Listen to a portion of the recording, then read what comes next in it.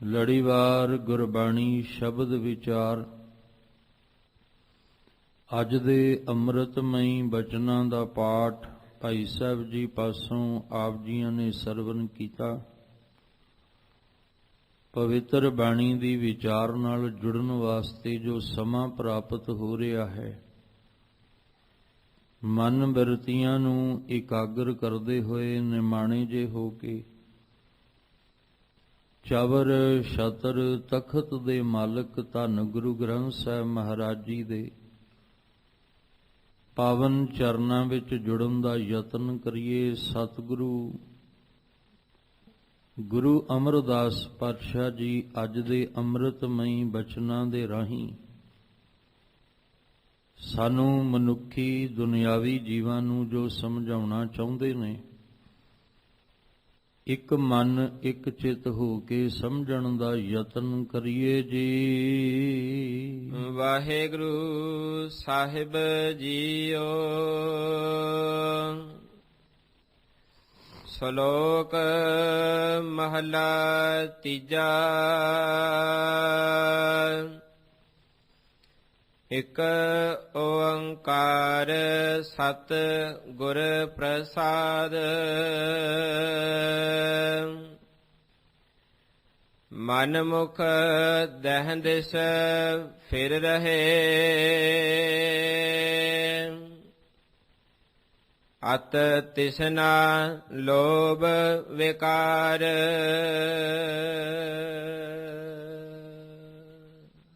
ਆਪ ਜੀ ਰੋਜ਼ਾਨਾ ਇਸ ਅਸਥਾਨ ਤੋਂ ਲੜੀਵਾਰ ਗੁਰਬਾਣੀ ਸ਼ਬਦ ਵਿਚਾਰ ਦੇ ਨਾਲ ਜੁੜਦੇ ਆ ਰਹੇ ਹੋ।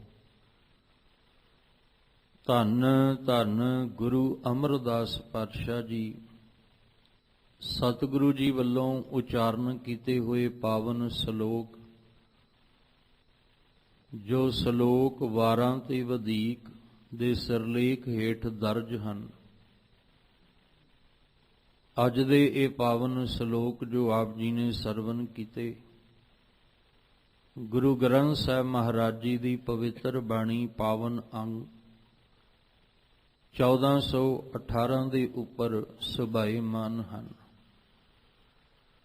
ਸਤਿਗੁਰੂ ਗੁਰੂ ਅਮਰਦਾਸ ਮਹਾਰਾਜ ਜੀ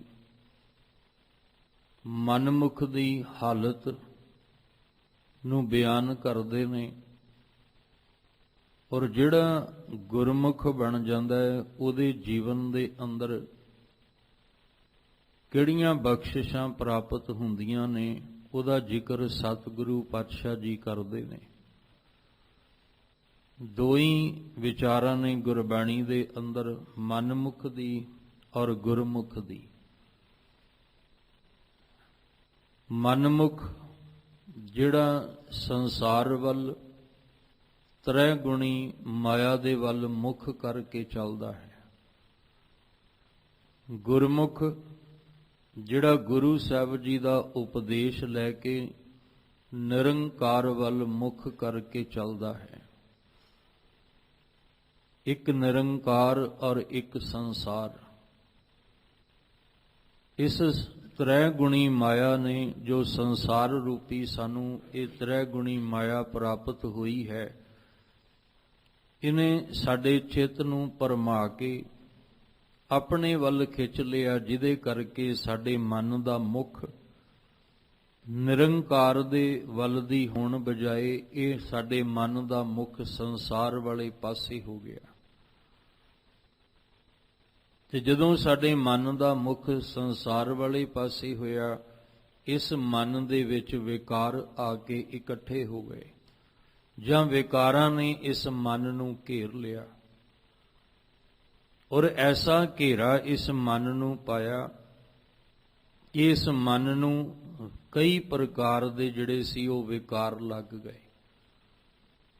ਤ੍ਰਿਸ਼ਨਾ ਦਾ ਰੋਗ ਲੱਗ ਗਿਆ, ਹਉਮੈ ਦਾ ਰੋਗ ਲੱਗ ਗਿਆ।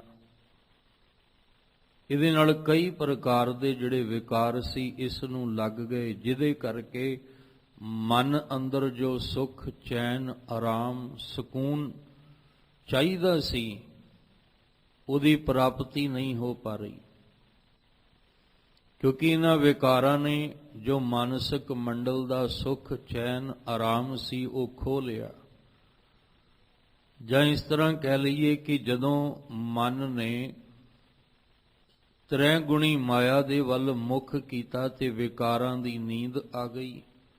ਉਸ ਵਿਕਾਰਾਂ ਦੀ ਨੀਂਦ ਆਉਣ ਦੇ ਕਰਕੇ ਇਸ ਦੇਹੀ ਅੰਦਰ ਪੰਜ ਚੋਰ ਵਸੈ, ਕਾਮ, ਕ੍ਰੋਧ, ਲੋਭ, ਮੋਹ, ਅਹੰਕਾਰ।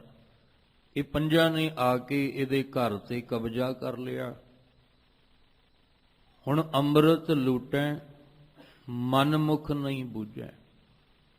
ਜਿਹੜਾ ਅੰਦਰ ਦਾ ਅੰਮ੍ਰਿਤ ਦਾ ਅਰਥ ਹੈ, ਇਹਦੇ ਅੰਦਰ ਦਾ ਸੁੱਖ ਚੈਨ ਜੋ ਇਹਨੂੰ ਮਾਨਸਿਕ ਮੰਡਲ ਦੇ ਵਿੱਚ ਚਾਹੀਦਾ ਸੀ ਉਹ ਇਹਨਾਂ ਨੇ ਲੁੱਟ ਲਿਆ, ਪਰ ਮਨਮੁਖ ਨੂੰ ਹੋਸ਼ ਨਹੀਂ ਸੀ, ਇਸ ਲਈ ਉਹਨੂੰ ਸਮਝ ਨਾ ਆਈ। ਔਰ ਇਹਨਾਂ ਵਿਕਾਰਾਂ ਦੇ ਘੇਰੇ ਵਿੱਚ ਮਨ ਫਸ ਕੇ ਉਹੀ ਕਰਮ ਕਰਨ ਲੱਗਾ ਜੋ ਇਹਨਾਂ ਵਿਕਾਰਾਂ ਨੇ ਇਹਨੂੰ ਪ੍ਰੇਰਿਆ। ਇਸ ਲਈ ਕਹਿ ਰਹੇ ਨੇ ਕਿ ਮਨਮੁਖ ਦੀ ਅਵਸਥਾ ਫਿਰ ਐਸੀ ਹੋ ਜਾਂਦੀ ਹੈ ਕਿ ਉਹ 10 ਦਿਸ਼ਾਵਾਂ ਦੇ ਵਿੱਚ ਭਟਕਦਾ ਰਹੇ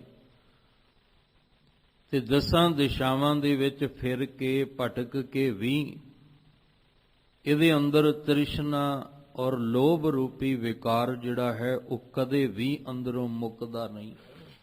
ਕਦੇ ਵੀ ਇਹਦੇ ਕੋਲੋਂ ਵਿਕਾਰਾਂ ਤੋਂ ਛੁਟਕਾਰਾ ਜਿਹੜਾ ਇਹ ਮਨ ਪਾ ਹੀ ਨਹੀਂ ਪਾਉਂਦਾ। ਇਸ ਲਈ ਸਤਿਗੁਰੂ ਮਹਾਰਾਜ ਜੀ ਨੇ ਅੱਜ ਦੇ ਪਾਵਨ ਸ਼ਲੋਕ ਵਿੱਚ ਕਿਰਪਾ ਕੀਤੀ। ਸਾਹਿਬ ਜੀ ਆਖਦੇ ਨੇ, ਮਨ ਮੁਖ ਦਹਿ ਦਿਸ਼ ਫਿਰ ਰਹੇ।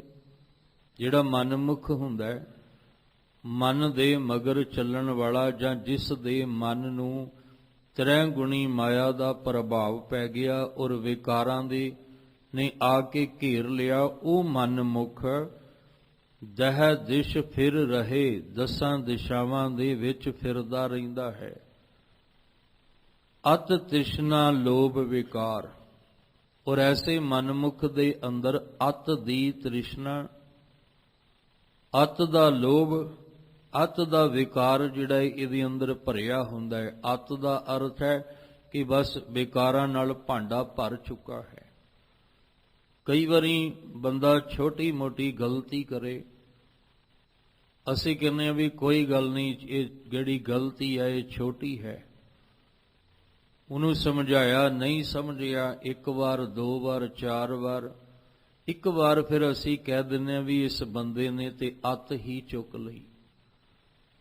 ਭਾਵ ਕਿ ਜਿਸ ਰਾਹ ਤੋਂ ਇਹਨੂੰ ਰੋਕਦੇ ਹਾਂ ਉਸ ਰਾਹ ਤੋਂ ਇਹ ਕਾਫੀ ਅੱਗੇ ਲੰਘ ਗਿਆ, ਜਿੱਥੇ ਇਹਦੇ ਲਈ ਮੁੜਨਾ ਬਹੁਤ ਕਠਿਨ ਹੋ ਗਿਆ।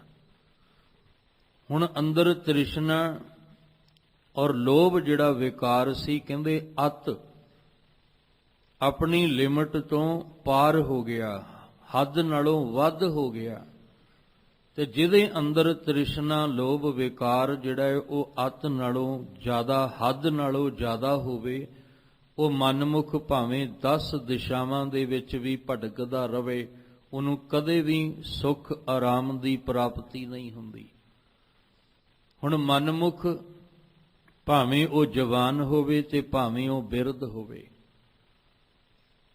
ਭਾਵੇਂ ਬੁਢੇਪਾ ਆ ਗਿਆ ਹੋਵੇ, ਬੁਢੇਪੇ ਨੇ ਗਰਸ ਲਿਆ ਹੋਵੇ, ਸਰੀਰ ਕਮਜ਼ੋਰ ਪੈ ਗਿਆ ਹੋਵੇ, ਨੇਤਰਾਂ ਦੇ ਵਿੱਚ ਰੋਸ਼ਨੀ ਜਿਹੜੀ ਹੈ ਇਹ ਘਟ ਗਈ ਹੋਵੇ, ਸੁਣਨ ਦੀ ਸ਼ਕਤੀ ਘਟ ਗਈ ਹੋਵੇ, ਬੋਲਣ ਦੀ ਸਮਰੱਥਾ ਜਿਹੜੀ ਹੈ ਇਹ ਘਟ ਗਈ ਹੋਵੇ, ਹੱਥ ਪੈਰ ਕਮਜ਼ੋਰ ਹੋ ਗਏ ਹੋਣ, ਪਰ ਜਿਹੜੀ ਇਹਦੇ ਮਨ ਦੀ ਹਾਲਤ ਹੈ ਨਾ ਉਹ ਉਵੇਂ ਦੀ ਉਵੇਂ ਹੀ ਬਣੀ ਰਹਿੰਦੀ ਹੈ। ਇਹੀ ਕਾਰਨ ਸੀ ਕਿ ਸਾਹਿਬ ਗੁਰੂ ਅਮਰਦਾਸ ਮਹਾਰਾਜ ਜੀ ਨੇ ਅੰਮ੍ਰਿਤ ਬਾਣੀ ਵਿੱਚ ਜ਼ਿਕਰ ਕੀਤਾ, ਕਿਆ ਗੱਭਰੂ ਕਿਆ ਬਿਰਧ ਹੈ, ਮਨਮੁਖ ਤ੍ਰਿਸ਼ਨਾ ਭੁੱਖ ਨਾ ਜਾਏ। ਗੁਰੂ ਸਾਹਿਬ ਜੀ ਕਹਿੰਦੇ ਕੀ ਗੱਭਰੂ ਤੇ ਕੀ ਬਿਰਧ, ਕੀ ਜਵਾਨ ਤੇ ਕੀ ਬਜ਼ੁਰਗ, ਜਿਹੜੀ ਅੰਦਰ ਮਨ ਦੇ ਵਿੱਚ ਤ੍ਰਿਸ਼ਨਾ ਔਰ ਜਿਹੜੀ ਅੰਦਰ ਭੁੱਖ ਲੱਗੀ ਹੈ ਨਾ, ਉਹ ਭਾਵੇਂ ਬੁਢੇਪਾ ਆ ਜਾਏ ਤਾਂ ਵੀ ਅੰਦਰ ਦੀ ਤ੍ਰਿਸ਼ਨਾ ਤੇ ਭੁੱਖ ਮੁੱਕਦੀ ਨਹੀਂ। ਚਲੋ ਮੰਨਿਆ ਜਾ ਸਕਦਾ ਵੀ ਜੋਬਨ ਹੈ, ਜਵਾਨੀ ਹੈ, ਇਹਦੇ ਵਿੱਚ ਤ੍ਰਿਸ਼ਨਾ ਦੀ ਭੁੱਖ ਜਿਹੜੀ ਹੈ ਉਹ ਅੰਦਰ ਹੈ, ਭੁੱਖ ਵੀ ਹੈ ਤੇ ਪਿਆਸ ਵੀ ਹੈ। ਪਰ ਜਦੋਂ ਬੁਢੇਪਾ ਆ ਗਿਆ ਤੇ ਸਰੀਰ ਹੀ ਕਮਜ਼ੋਰ ਪੈ ਗਿਆ, ਸਰੀਰ ਕਰਕੇ ਹੁਣ ਇਹ ਬਿਲਕੁਲ ਕਮਜ਼ੋਰ ਹੋ ਚੁੱਕਾ ਹੈ। ਪਰ ਮਨ ਦੀ ਹਾਲਤ ਵੇਖਾਂਗੇ ਤੇ ਤ੍ਰਿਸ਼ਨਾ ਭੁੱਖ ਤਾਂ ਅੱਜ ਵੀ ਉਸੇ ਤਰ੍ਹਾਂ ਹੀ ਹੈ। ਅੰਦਰ ਦੀ ਭੁੱਖ ਜਿਹੜੀ ਹੈ ਉਹ ਮਿਟੀ ਨਹੀਂ, ਤ੍ਰਿਸ਼ਨਾ ਅੰਦਰ ਦੀ ਘਟੀ ਨਹੀਂ, ਸਗੋਂ ਬੁਢੇਪੇ ਵਿੱਚ ਜਾਂਦਿਆਂ ਤੇ ਤ੍ਰਿਸ਼ਨਾ ਹੋਰ ਵੱਧ ਗਈ। ਭੁੱਖ ਜਿਹੜੀ ਹੈ ਹੁਣ ਬਾਹਰੋਂ ਸਰੀਰ ਕਰਕੇ ਬੰਦਾ ਕਹਿੰਦਾ ਵੀ ਹੁਣ ਬੁਢੇਪਾ ਆ ਗਿਆ, ਹੁਣ ਭੁੱਖ ਨਹੀਂ ਲੱਗਦੀ। ਜਦੋਂ ਬਹੁਤ ਐਸੇ ਪ੍ਰਾਣੀ ਨੇ ਜਿਹੜੇ ਕਹਿੰਦੇ ਅਸੀਂ ਜਦੋਂ ਗੱਭਰੂ ਜਵਾਨ ਹੁੰਦੇ ਸੀ ਕਿੰਨਾ ਕਿੰਨਾ ਅਸੀਂ ਕੁਝ ਖਾ ਜਾਂਦੇ ਸੀ, ਪਚਾ ਵੀ ਜਾਂਦੇ ਸੀ, ਪਰ ਹੁਣ ਬੁਢੇਪਾ ਆ ਗਿਆ, ਬੁਢੇਪੇ ਨੇ ਗਰਸ ਲਿਆ ਤੇ ਹੁਣ ਨਾ ਭੁੱਖ ਲੱਗਦੀ ਹੈ ਨਾ ਪਿਆਸ ਲੱਗਦੀ ਹੈ। ਤੇ ਜੇ ਬਹੁਤਾ ਖਾ ਲਈਏ ਤੇ ਉਹਨੂੰ ਪਚਾਉਣਾ ਵੀ ਬੜਾ ਕਠਿਨ ਮੁਸ਼ਕਲ ਹੋ ਜਾਂਦਾ ਹੈ। ਪਰ ਸਾਹਿਬ ਕਹਿੰਦੇ ਇਹ ਤਨ ਦੀ ਹਾਲਤ ਹੈ। ਮਨ ਦੀ ਹਾਲਤ ਵੇਖਾਂਗੇ ਤੇ ਉਸੇ ਤਰ੍ਹਾਂ ਹੀ ਤ੍ਰਿਸ਼ਨਾ, ਉਸੇ ਤਰ੍ਹਾਂ ਹੀ ਵਿਕਾਰਾਂ ਦੇ ਕਰਕੇ ਭੁੱਖ ਜਿਹੜੀ ਅੰਦਰ ਉਸੇ ਤਰ੍ਹਾਂ ਹੀ ਹੈ, ਉਹ ਨਹੀਂ ਘਟੀ, ਉਹਦੇ ਵਿੱਚ ਕੋਈ ਕਮੀ ਨਹੀਂ ਆਈ। ਕਿਆ ਗੱਭਰੂ ਕਿਆ ਬਿਰਧ ਹੈ, ਮਨਮੁਖ ਤ੍ਰਿਸ਼ਨਾ ਭੁੱਖ ਨਾ ਜਾਏ। ਉਹਨਾਂ ਦੇ ਮਨ ਦੇ ਅੰਦਰ ਜਿਹੜੀ ਤ੍ਰਿਸ਼ਨਾ ਹੈ, ਤ੍ਰਿਸ਼ਨਾ ਦਾ ਭਾਵ ਜਿਹੜੀ ਅੰਦਰ ਪਿਆਸ ਹੈ ਉਹ ਵੀ ਨਹੀਂ ਬੁੱਝਦੀ ਤੇ ਅੰਦਰ ਜਿਹੜੀ ਵਿਕਾਰਾਂ ਦੀ ਭੁੱਖ ਹੈ ਉਹ ਵੀ ਨਹੀਂ ਮੁੱਕਦੀ।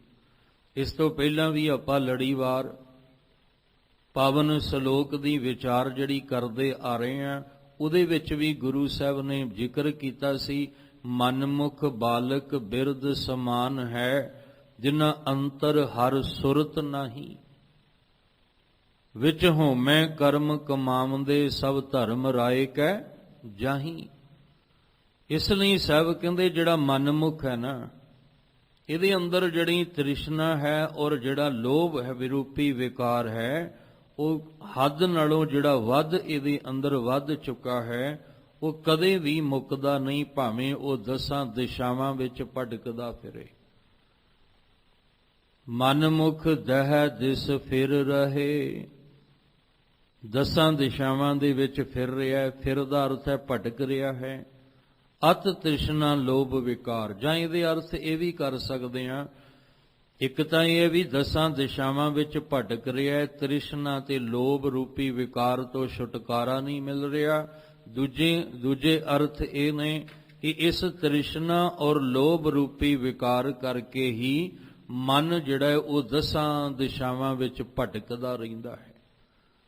ਪਰ ਨਾ ਇਹਦੀ ਤ੍ਰਿਸ਼ਨਾ ਦੀ ਪੂਰਤੀ ਹੁੰਦੀ ਹੈ ਤੇ ਨਾ ਇਹਦੇ ਲੋਭ ਦੀ ਜਿਹੜੀ ਹੈ ਉਹ ਪੂਰਤੀ ਹੁੰਦੀ ਹੈ। ਭਾਵ ਅੰਦਰ ਮਨ ਜਿਹੜਾ ਉਹ ਸੰਤੁਸ਼ਟ ਹੁੰਦਾ ਹੀ ਨਹੀਂ ਹੈ। ਮਨ ਦੇ ਵਿੱਚ ਸਬਰ ਸੰਤੋਖ ਜਿਹੜਾ ਉਹ ਬਣਦਾ ਹੀ ਨਹੀਂ ਹੈ। 10 ਦਿਸ਼ਾਵਾਂ ਦੇ ਵਿੱਚ ਵੀ ਭਟਕਦਾ ਹੋਇਆ ਮਨ ਇਸ ਤ੍ਰਿਸ਼ਨਾ ਔਰ ਲੋਭ ਰੂਪੀ ਵਿਕਾਰ ਤੋਂ ਛੁਟਕਾਰਾ ਨਹੀਂ ਪਾ ਪਾਉਂਦਾ। ਮਾਇਆ ਮੋਹ ਨਾ ਚੁਕਈ, ਮਰ ਜੰਮਹਿ ਵਾਰੋ ਵਾਰ। 10 ਦਿਸ਼ਾਵਾਂ ਦੇ ਵਿੱਚ ਭਟਕ ਕੇ ਵੀ ਤ੍ਰਿਸ਼ਨਾ ਔਰ ਲੋਭ ਰੂਪੀ ਵਿਕਾਰ ਤੋਂ ਛੁਟਕਾਰਾ ਨਹੀਂ ਮਿਲਿਆ। ਮਾਇਆ ਮੋਹ ਨਾ ਚੁਕਈ, ਔਰ ਜਿਹੜਾ ਮਾਇਆ ਦਾ ਮੋਹ ਸੀ ਉਹ ਵੀ ਅੰਦਰੋਂ ਨਾ ਮੁੱਕਿਆ। ਚੁਕਈ ਦਾ ਅਰਥ ਹੁੰਦਾ ਮੁੱਕ ਜਾਣਾ ਜਾਂ ਦੂਰ ਹੋ ਜਾਣਾ। ਮਾਇਆ ਦਾ ਜਿਹੜਾ ਮੋਹ ਸੀ ਨਾ, ਉਹ ਮੋਹ ਵੀ ਅੰਦਰੋਂ ਨਾ ਮੁੱਕਿਆ, ਭਾਵ ਜ਼ਿੰਦਗੀ ਦਾ ਸਫ਼ਰ ਮੁੱਕਣ ਤੇ ਆ ਗਿਆ। ਜੋਬਨ ਤੋਂ ਬਿਰਧ ਹੋ ਗਿਆ, ਬੁਢੇਪਾ ਬਜ਼ੁਰਗ ਜਿਹੜਾ ਉਹ ਹੋ ਗਿਆ। ਉਸ ਬੁਢੇਪੇ ਨੇ ਗਰਸ ਲਿਆ, ਇਹਦੇ ਸਰੀਰ ਨੂੰ ਕਮਜ਼ੋਰ ਕਰ ਦਿੱਤਾ। ਸਰੀਰ ਦਾ ਜਿਹੜਾ ਅੰਤ ਸੀ ਉਹ ਅੰਤ ਹੋਣ ਤੇ ਆ ਗਿਆ, ਪਰ ਇਹਦੇ ਅੰਦਰ ਜਿਹੜਾ ਮਾਇਆ ਦਾ ਮੋਹ ਬਣਿਆ ਸੀ ਨਾ, ਉਹ ਮੋਹ ਨਹੀਂ ਮੁੱਕਿਆ, ਤੇ ਜਿਹਦੇ ਕਰਕੇ ਮਰ ਜੰਮਹਿ ਵਾਰੋ ਵਾਰ। ਇਹ ਬਾਰ-ਬਾਰ ਮਰਦਾ ਹੈ, ਬਾਰ-ਬਾਰ ਜੰਮਦਾ ਹੈ, ਬਾਰ-ਬਾਰ ਮਾਨਸਿਕ ਤਲ ਉਤੇ ਇਹਦੀ ਮੌਤ ਹੁੰਦੀ ਹੈ, ਬਾਰ-ਬਾਰ ਇਹਦਾ ਜਨਮ ਹੁੰਦਾ ਹੈ। ਬਸ ਇਸੇ ਤਰ੍ਹਾਂ ਇਹਦੇ ਜੀਵਨ ਦੀ ਅਵਸਥਾ ਬਣੀ ਰਹਿੰਦੀ ਹੈ ਕਿ ਜੰਮਣਾ ਮਰਨਾ, ਜੰਮਣਾ ਮਰਨਾ, ਵਾਰੋ ਵਾਰ, ਇੱਕ ਵਾਰੀ ਨਹੀਂ, ਪਤਾ ਹੀ ਨਹੀਂ ਕਿੰਨੀ ਵਾਰ। ਜੋ ਅੰਦਰ ਮਾਇਆ ਦਾ ਮੋਹ ਹੈ, ਤ੍ਰਿਸ਼ਨਾ ਲੋਭ ਰੂਪੀ ਵਿਕਾਰ ਹੈ, ਉਹਦੇ ਕਰਕੇ ਇਹ ਬਾਰ-ਬਾਰ ਜੰਮਦਾ ਮਰਦਾ ਹੀ ਰਹਿੰਦਾ ਹੈ। ਭਾਵ ਦੁੱਖ ਸੁੱਖ ਵਿੱਚੋਂ ਦੀ ਇਹ ਨਿਕਲ ਹੀ ਨਹੀਂ ਪਾਉਂਦਾ। ਕਦੇ ਦੁੱਖ ਕਦੇ ਸੁੱਖ, ਬਸ ਇਹਨਾਂ ਦੇ ਵਿੱਚ ਹੀ ਫਸਿਆ। ਕਿਉਂਕਿ ਗੁਰਮੁਖ ਦੀ ਅਵਸਥਾ ਕੀ ਹੈ? ਗੁਰਮੁਖ ਦੀ ਅਵਸਥਾ ਹੈ ਉਹ ਦੁੱਖ ਸੁੱਖ ਤੋਂ ਨਿਆਰਾ ਹੋ ਜਾਂਦਾ ਹੈ। ਰਹਿਣਾ ਉਹਨੇ ਵੀ ਸੰਸਾਰ ਦੇ ਵਿੱਚ ਹੀ ਹੈ। ਰਹਿਣਾ ਮਨਮੁਖ ਨੇ ਵੀ ਇਹ ਨਹੀਂ ਕਿ ਮਨਮੁਖ ਦੀ ਦੁਨੀਆ ਹੋਰ ਹੈ ਤੇ ਗੁਰਮੁਖ ਦੀ ਦੁਨੀਆ ਹੋਰ ਹੈ। ਇਸੇ ਸੰਸਾਰ ਵਿੱਚ, ਇਸੇ ਹੀ ਧਰਤੀ ਤੇ, ਇਸੇ ਹੀ ਆਸਮਾਨ ਦੇ ਹੇਠਾਂ ਮਨਮੁਖ ਵੀ ਰਹਿੰਦਾ ਹੈ ਤੇ ਗੁਰਮੁਖ ਵੀ ਰਹਿੰਦਾ ਹੈ। ਪਰ ਦੋਵਾਂ ਦੇ ਵਿੱਚ ਅੰਤਰ ਕੀ ਹੈ? ਗੁਰਮੁਖ ਮਾਇਆ ਦੇ ਮੋਹ ਤੋਂ ਨਿਰਲੇਪ ਹੋ ਕੇ ਰਹਿੰਦਾ ਹੈ। ਕਿਉਂ ਰਹਿੰਦਾ ਹੈ? ਕਿਉਂਕਿ ਉਹਨੂੰ ਬ੍ਰਹਮ ਦਾ ਗਿਆਨ ਹੋ ਗਿਆ। ਉਹਨੇ ਬ੍ਰਹਮ ਦਾ ਗਿਆਨ ਹਾਸਲ ਕਰਕੇ ਮਾਇਆ ਦਾ ਮੋਹ ਤਿਆਗ ਦਿੱਤਾ। ਪਰ ਜਿਹਨੂੰ ਬ੍ਰਹਮ ਦਾ ਗਿਆਨ ਨਹੀਂ ਹੋਇਆ ਉਹ ਮਾਇਆ ਦੇ ਮੋਹ ਦੇ ਵਿੱਚ ਹੀ ਫਸਿਆ ਰਹਿ ਗਿਆ। ਇਹੀ ਕਾਰਨ ਸੀ ਕਿ ਗੁਰਮੁਖ ਲਾਹਾ ਲੈ ਗਏ ਮਨਮੁਖ ਚੱਲੇ, ਮੂਲ ਗਵਾਏ ਜਿਉ। ਉਹ ਮਨਮੁਖ ਨਹੀਂ ਸਮਝ ਸਕਿਆ, ਉਹ ਨਹੀਂ ਇਹਨਾਂ ਤੋਂ ਨਿਰਲੇਪ ਹੋ ਸਕਿਆ। ਪਰ ਜਿਹਨੂੰ ਬ੍ਰਹਮ ਦਾ ਗਿਆਨ ਹੋਇਆ ਉਹ ਬ੍ਰਹਮ ਗਿਆਨੀ ਸਦਾ ਨਿਰਲੇਪ, ਜੈਸੇ ਜਲ ਮੈਂ ਕਮਲ ਅਲੇਪ। ਹੁਣ ਕਮਲ ਹੈ ਤਾਂ ਉਹ ਵੀ ਪਾਣੀ ਦੇ ਵਿੱਚ ਹੀ ਹੈ, ਉਹਦੀਆਂ ਜੜਾਂ, ਪਰ ਉਹ ਰਹਿ ਕੇ ਵੀ ਪਾਣੀ ਵਿੱਚ ਆਪਣੇ ਆਪ ਨੂੰ ਨਿਰਲੇਪ ਰੱਖਦਾ ਹੈ। ਇਸੇ ਤਰ੍ਹਾਂ ਗੁਰਮੁਖ ਰਹਿੰਦਾ ਸੰਸਾਰ ਵਿੱਚ ਹੀ ਹੈ ਤੇ ਉਹ ਸੰਸਾਰ ਦੇ ਵਿੱਚ ਆਪਣੇ ਆਪ ਨੂੰ ਰੱਖ ਕੇ ਮਾਇਆ ਦੇ ਮੋਹ ਤੋਂ ਨਿਰਲੇਪ ਹੋ ਜਾਂਦਾ ਹੈ। ਇਸ ਲਈ ਉਹ ਦੁੱਖ ਸੁੱਖ ਤੋਂ ਨਿਆਰਾ ਹੋ ਜਾਂਦਾ ਹੈ। ਧੰਨ ਗੁਰੂ ਤੇਗ ਬਹਾਦਰ ਸਾਹਿਬ ਪਾਤਸ਼ਾਹ ਜੀ ਦਾ ਸ਼ਬਦ ਇਹ ਗੁਰਮੁਖ ਦੀ ਅਵਸਥਾ ਨੂੰ ਬਿਆਨ ਕਰਦਾ ਹੈ। ਜੋ ਨਰ ਦੁਖ ਮੈਂ ਦੁਖ ਨਹੀਂ ਮਾਨੈ, ਸੁਖ ਸਨੇਹ ਅਰ ਭੈ ਨਹੀਂ ਜਾ ਕੇ ਕੰਚਨ ਮਾਟੀ ਮਾਨੇ। ਪੂਰਾ ਸ਼ਬਦ ਗੁਰਮੁਖ ਦੀ ਅਵਸਥਾ ਨੂੰ ਬਿਆਨ ਕਰਦਾ ਹੈ ਕਿ ਆਹ ਅਵਸਥਾ ਹੁੰਦੀ ਹੈ ਗੁਰਮੁਖ ਦੀ। ਉਹ ਮਾਨ ਅਪਮਾਨ ਤੋਂ ਨਿਆਰਾ ਹੋ ਜਾਂਦਾ ਹੈ। ਉਹਦੇ ਮਨ ਦਾ ਜਿਹੜਾ ਬੈਲੈਂਸ ਹੈ ਉਹ ਡੋਲਦਾ ਨਹੀਂ, ਉਹਦੇ ਮਨ ਵਿੱਚ ਟਿਕਾ ਆ ਜਾਂਦਾ ਹੈ। ਉਹ ਡਾਵਾਂਡੋਲ ਨਹੀਂ ਹੁੰਦਾ। ਤੇ ਮਨਮੁਖ ਹਰ ਵੇਲੇ ਡੋਲਦਾ ਹੈ। ਉਹਦੇ ਮਨ ਨੂੰ ਕਦੇ ਟਿਕਾ ਮਿਲਦਾ ਹੀ ਨਹੀਂ, ਭਾਵੇਂ ਉਹ 10 ਦਿਸ਼ਾਵਾਂ ਦੇ ਵਿੱਚ ਵੀ ਭਟਕ ਕੇ ਆ ਜਾਏ। ਉਹਦੇ ਮਨ ਨੂੰ ਸਕੂਨ ਨਹੀਂ ਮਿਲਦਾ। ਉਹ ਬਾਰ-ਬਾਰ ਜੰਮਣਾ ਤੇ ਮਰਨਾ, ਇਹ ਦੁੱਖ ਸੁੱਖ ਦੇ ਜਾਲ ਵਿੱਚ ਹੀ ਫਸਿਆ ਰਹਿੰਦਾ ਹੈ। ਪਤਾ ਨਹੀਂ ਕਿੰਨੀ ਵਾਰ ਨਿਕਲਦਾ ਹੈ ਦੁੱਖ ਵਿੱਚੋਂ ਸੁੱਖ 'ਚ ਜਾਂਦਾ ਹੈ, ਸੁੱਖ 'ਚੋਂ ਨਿਕਲਦਾ ਹੈ ਦੁੱਖ ਵਿੱਚ ਜਾਂਦਾ ਹੈ। ਬਸ ਇਹਦੇ ਜੀਵਨ ਵਿੱਚ ਇਹ ਵਾਰੀ ਚੱਲਦੀ ਰਹਿੰਦੀ ਹੈ। ਇਸ ਲਈ ਸਾਹਿਬ ਜੀ ਕਹਿੰਦੇ ਜਿਹੜਾ ਮਨਮੁਖ ਹੈ ਇਹਦੇ ਅੰਦਰ ਮੋਹ ਮੁੱਕਦਾ ਨਹੀਂ, ਜਿਹਦੇ ਕਰਕੇ ਇਹਦੀ ਹਾਲਤ ਸਾਰੀ ਉਮਰ ਸਾਰੀ ਜ਼ਿੰਦਗੀ ਇਸ ਮਨਮੁਖ ਦੀ ਹਾਲਤ ਜਿਹੜੀ ਹੈ ਇਸ ਤਰ੍ਹਾਂ ਬਣੀ ਰਹਿੰਦੀ ਹੈ। ਅਗਲੀ ਪੰਕਤੀ ਦੇ ਅੰਦਰ ਫਿਰ ਸਤਿਗੁਰੂ ਜੀ ਨੇ ਗੁਰਮੁਖ ਦੀ ਅਵਸਥਾ ਨੂੰ ਬਿਆਨ ਕੀਤਾ ਹੈ। ਸਤਿਗੁਰ ਸੇਵ ਸੁਖ ਪਾਇਆ, ਅਤ ਤਿਸਨਾ ਤਜ ਵਿਕਾਰ। ਹੁਣ ਜਿਹਨੂੰ ਸਮਝ ਆ ਗਈ ਕਿ ਮਨਮੁਖ ਬਣ ਕੇ ਮੈਂ ਭਾਵੇਂ 10 ਦਿਸ਼ਾਵਾਂ ਦੇ ਵਿੱਚ ਭਟਕਦਾ ਰਵਾਂ, ਅੰਦਰ ਜਿਹੜੀ ਤ੍ਰਿਸ਼ਨਾ ਔਰ ਜਿਹੜਾ ਲੋਭ ਰੂਪੀ ਵਿਕਾਰ ਹੈ ਇਹਦੇ ਤੋਂ ਛੁਟਕਾਰਾ ਨਹੀਂ ਮਿਲ ਸਕਦਾ, ਮਾਇਆ ਦੇ ਮੋਹ ਦਾ ਤਿਆਗ ਨਹੀਂ ਹੋ ਸਕਦਾ, ਬਾਰ-ਬਾਰ ਜੰਮਣਾ ਮਰਨਾ ਬਣਿਆ ਰਹਿੰਦਾ ਹੈ, ਤੇ ਫਿਰ ਉਹ ਚਾਹੇਗਾ ਕਿ ਇਹਦੇ ਤੋਂ ਮੇਰਾ ਛੁਟਕਾਰਾ ਹੋ ਜਾਏ। ਮੈਂ ਹੁਣ 10 ਦਿਸ਼ਾਵਾਂ ਦੇ ਵਿੱਚ ਭਟਕਣਾ ਨਹੀਂ ਚਾਹੁੰਦਾ, ਬਾਰ-ਬਾਰ ਇਹ ਦੁੱਖ ਸੁੱਖ ਨਹੀਂ ਭੋਗਣਾ ਚਾਹੁੰਦਾ, ਇਹਦੇ ਵਿੱਚੋਂ ਦੀ ਨਿਕਲਣਾ ਚਾਹੁੰਦਾ, ਤੇ ਫਿਰ ਉਹ ਸਤਿਗੁਰੂ ਦੀ ਸ਼ਰਨ ਵਿੱਚ ਆਉਂਦਾ ਹੈ।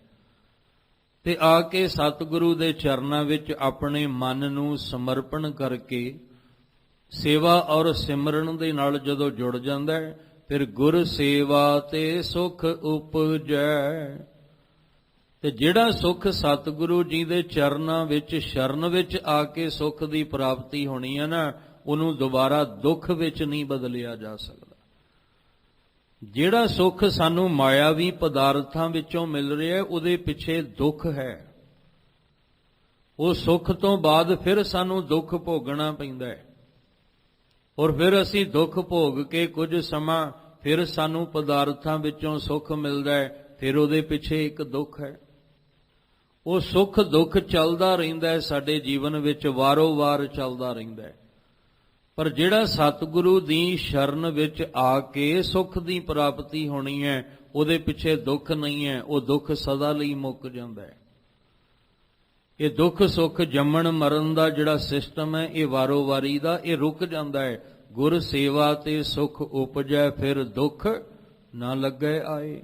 ਜੰਮਣ ਮਰਨਾ ਮਿਟ ਗਿਆ, ਕਾਲੇ ਕਾ ਕਿਛ ਨਾ ਵਸਾਏ। ਉੱਥੇ ਕਾਲ ਦਾ ਵੀ ਵਸ ਨਹੀਂ ਚੱਲਦਾ। ਜੰਮਣ ਔਰ ਮਰਨ ਜਿਹੜਾ ਹੈ ਉਹ ਮਿਟ ਜਾਂਦਾ ਹੈ। ਪਰ ਸਤਿਗੁਰੂ ਦੀ ਸ਼ਰਨ ਦੇ ਵਿੱਚ ਆਉਣ ਦਾ ਮਤਲਬ ਹੈ ਮਨ ਵਿੱਚ ਹੈ ਸਤਿਗੁਰ ਕੇ ਪਾਸ। ਸਤਿਗੁਰੂ ਦੀ ਸ਼ਰਨ ਵਿੱਚ ਆਇਆ, ਪਰ ਮਨ ਸਤਿਗੁਰੂ ਨੂੰ ਸਮਰਪਣ, ਕਿਉਂਕਿ ਮਨਮੁਖ ਆਪਾਂ ਕਿੱਥੇ ਬਣਨਾ ਹੈ? ਤਨ ਕਰਕੇ ਨਹੀਂ, ਮਨਮੁਖ ਦੀ ਅਵਸਥਾ ਹੈ ਮਨ ਦੇ ਕਰਕੇ।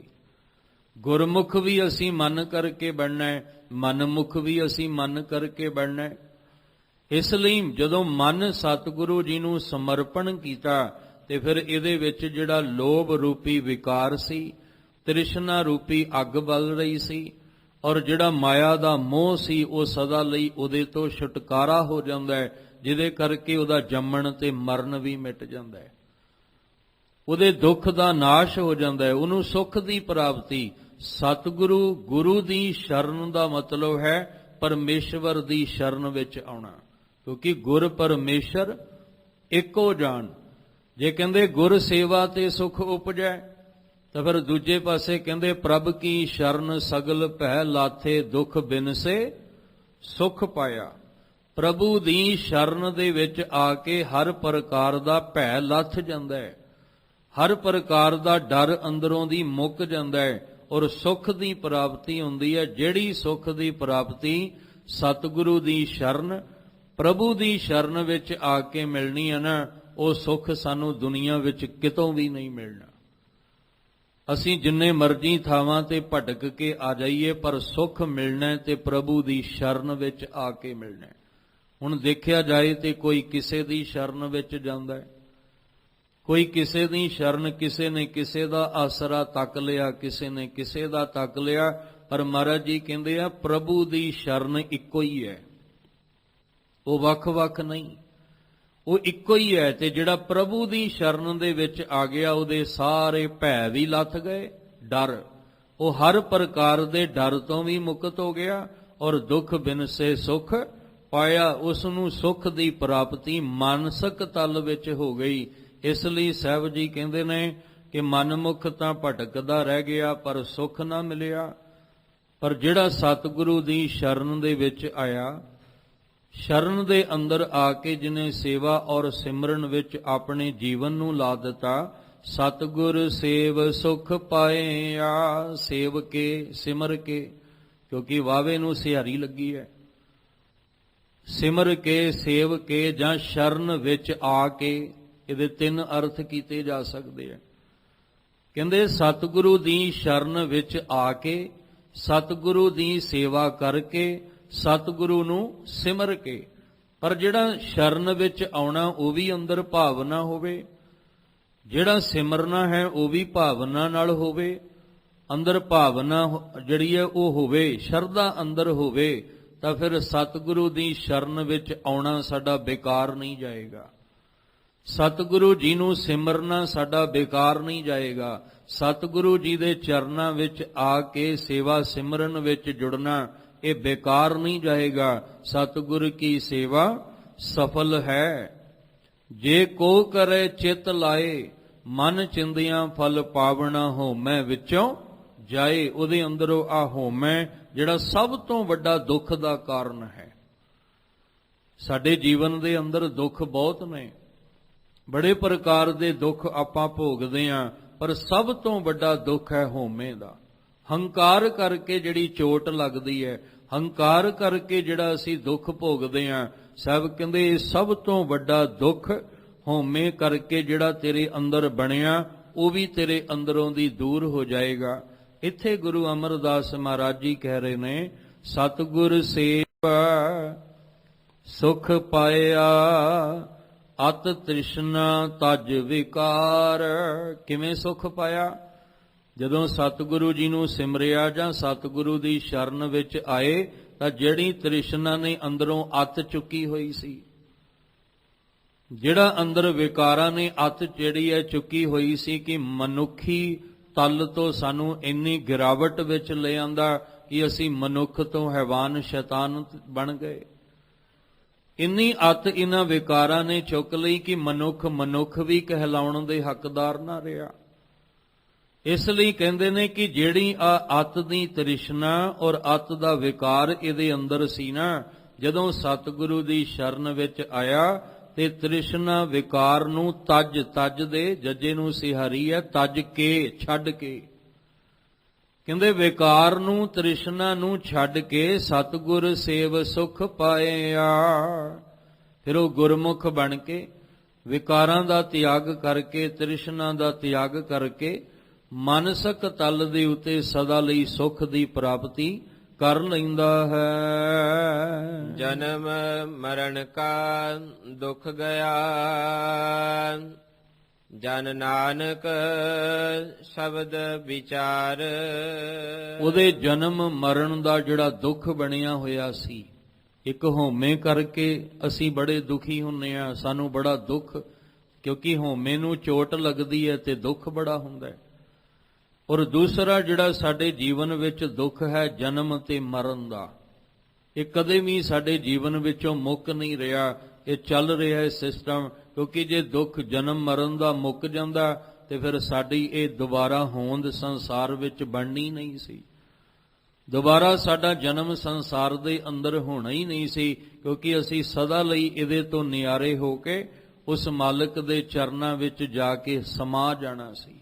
ਪਰ ਜੇ ਅਸੀਂ ਦੁਬਾਰਾ ਜਨਮ ਲਿਆ, ਇਹਦਾ ਮਤਲਬ ਇੱਕ ਦਿਨ ਮਰਨ ਵੀ ਹੋਵੇਗਾ, ਕਿਉਂਕਿ ਜਿਹਦਾ ਜਨਮ ਹੈ ਉਹਦਾ ਇੱਕ ਦਿਨ ਮਰਨ ਵੀ ਹੈ।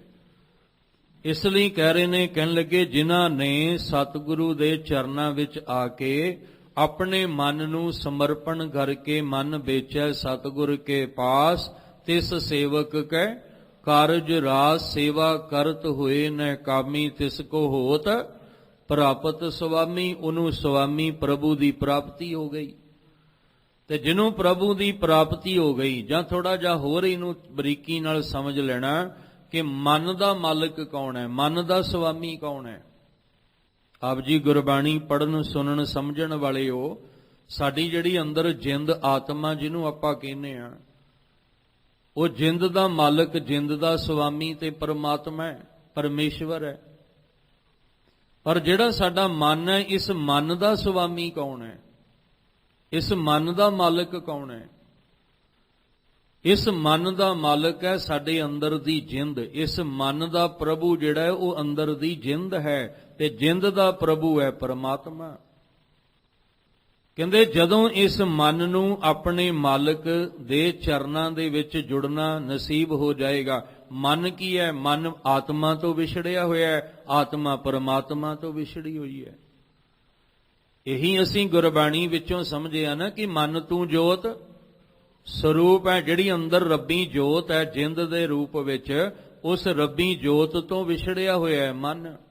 ਇਹਦਾ ਮਤਲਬ ਮਨ ਦਾ ਸੁਆਮੀ ਜਿਹੜਾ ਹੈ ਉਹ ਅੰਦਰ ਦੀ ਜਿੰਦ ਹੈ, ਅੰਦਰ ਜੀਵ ਆਤਮਾ ਹੈ, ਔਰ ਇਹ ਜਿਹੜਾ ਜੀਵ ਆਤਮਾ ਹੈ ਉਹ ਪਰਮਾਤਮਾ ਤੋਂ ਵਿਛੜਿਆ, ਇਸ ਲਈ ਇਹਦਾ ਸੁਆਮੀ ਪਰਮੇਸ਼ਵਰ ਹੈ। ਹੁਣੇ ਜਦੋਂ ਇੱਕ ਨਾਲ ਇੱਕ ਕੜੀ ਜੁੜੇਗੀ ਤਾਂ ਜਾ ਕੇ ਜਨਮ ਮਰਨ ਨੇ ਮੁੱਕਣਾ ਹੈ, ਤਾਂ ਜਾ ਕੇ ਸਾਨੂੰ ਸਦਾ ਲਈ ਸੁੱਖ ਦੀ ਪ੍ਰਾਪਤੀ ਹੋਣੀ ਹੈ। ਤੇ ਇਹ ਵੀ ਧਿਆਨ ਰੱਖਣਾ, ਜਿੰਨਾ ਚਿਰ ਮਨ ਪਿਛਾਂ ਨੂੰ ਮੁੜ ਕੇ ਆਪਣੇ ਪ੍ਰਭੂ, ਆਪਣੇ ਸੁਆਮੀ, ਆਪਣੇ ਜੀਵ ਆਤਮਾ ਨਾਲ ਨਹੀਂ ਨਾ ਜੁੜਦਾ, ਉਹਨਾਂ ਚਿਰ ਜੀਵ ਆਤਮਾ ਵੀ ਪਰਮਾਤਮਾ ਨਾਲ ਨਹੀਂ ਜੁੜ ਸਕਦੀ। ਇਹ ਇੱਕ ਕੜੀ ਜਿਹੜੀ ਹੈ ਇੱਕ ਨਾਲ ਜੁੜੇਗੀ ਤਾਂ ਦੂਜੀ ਕੜੀ ਤੀਜੇ ਨਾਲ ਜੁੜੇਗੀ। ਮਨ ਜਿਹੜਾ ਉਹ ਸਾਰੀ ਖੇਡ ਹੀ ਮਨ ਤੇ ਹੈ।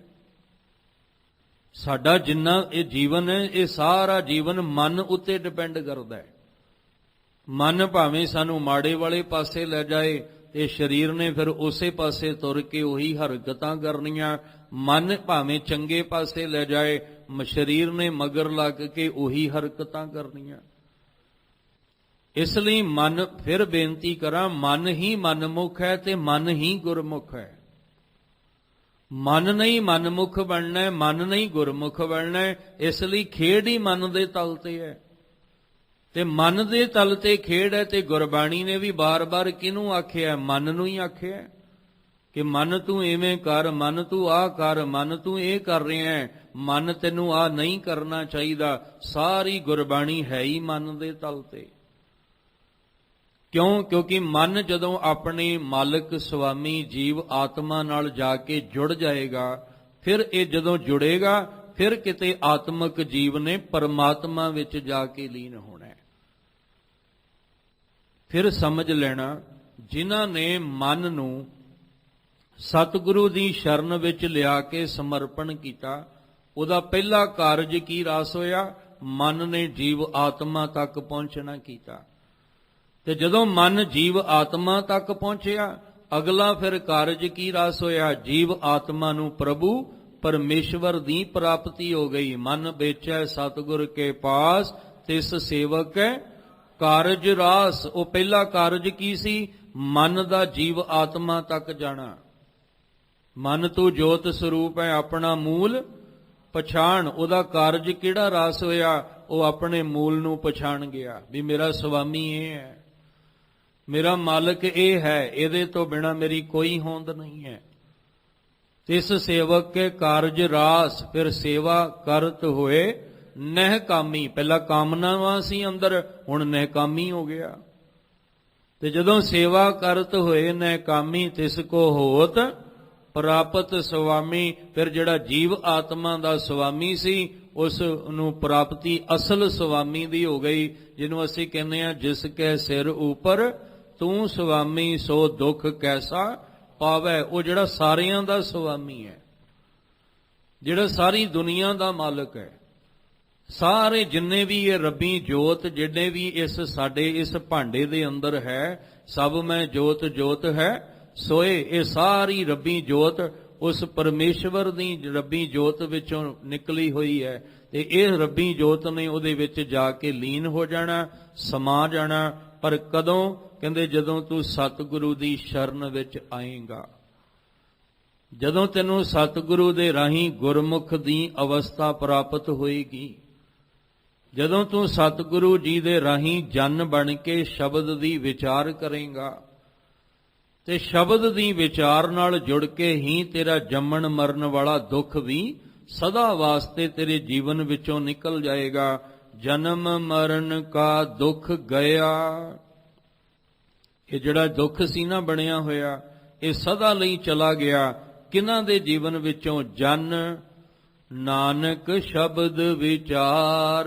ਨਾਨਕ ਕੱਕਾ ਮੁਕਤ ਹੈ, ਇਹਦਾ ਮਤਲਬ ਗੁਰੂ ਅਮਰਦਾਸ ਜੀ ਕਹਿ ਰਹੇ ਨੇ ਕਿ ਜਿਹੜਾ ਜਨ ਬਣ ਗਿਆ। ਹੁਣ ਜਨ ਕਦੋਂ ਬਣੇਗਾ? ਕਹਿਣ ਲੱਗੇ ਜਦੋਂ ਇਹਦੇ ਅੰਦਰੋਂ ਹੰਕਾਰ ਨਿਕਲੇਗਾ, ਜਦੋਂ ਇਹਦੇ ਅੰਦਰੋਂ ਵਿਕਾਰਾਂ ਦੀ ਮੱਲ ਜਿਹੜੀ ਹੈ ਉਹ ਉਤਰੇਗੀ, ਉਦੋਂ ਜਾ ਕੇ ਇਹਨੇ ਜਨ ਬਣਨਾ ਹੈ। ਜਨ ਵਿੱਚ ਹੰਕਾਰ ਨਹੀਂ ਹੁੰਦਾ। ਜਿਹੜਾ ਗੁਰਮੁਖ ਜਨ ਬਣ ਜਾਏ, ਸਤ ਸੰਗੀ ਜਨ ਬਣ ਜਾਏ, ਕਹਿੰਦੇ ਉਹਦੇ ਅੰਦਰ ਕਿਸੇ ਪ੍ਰਕਾਰ ਦਾ ਹੰਕਾਰ ਨਹੀਂ ਹੁੰਦਾ, ਕਿਸੇ ਪ੍ਰਕਾਰ ਦਾ ਵਿਕਾਰ। ਤੇ ਜਿਹਦੇ ਅੰਦਰ ਹੰਕਾਰ ਹੈ ਉਹ ਜਨ ਨਹੀਂ ਬਣ ਸਕਦਾ।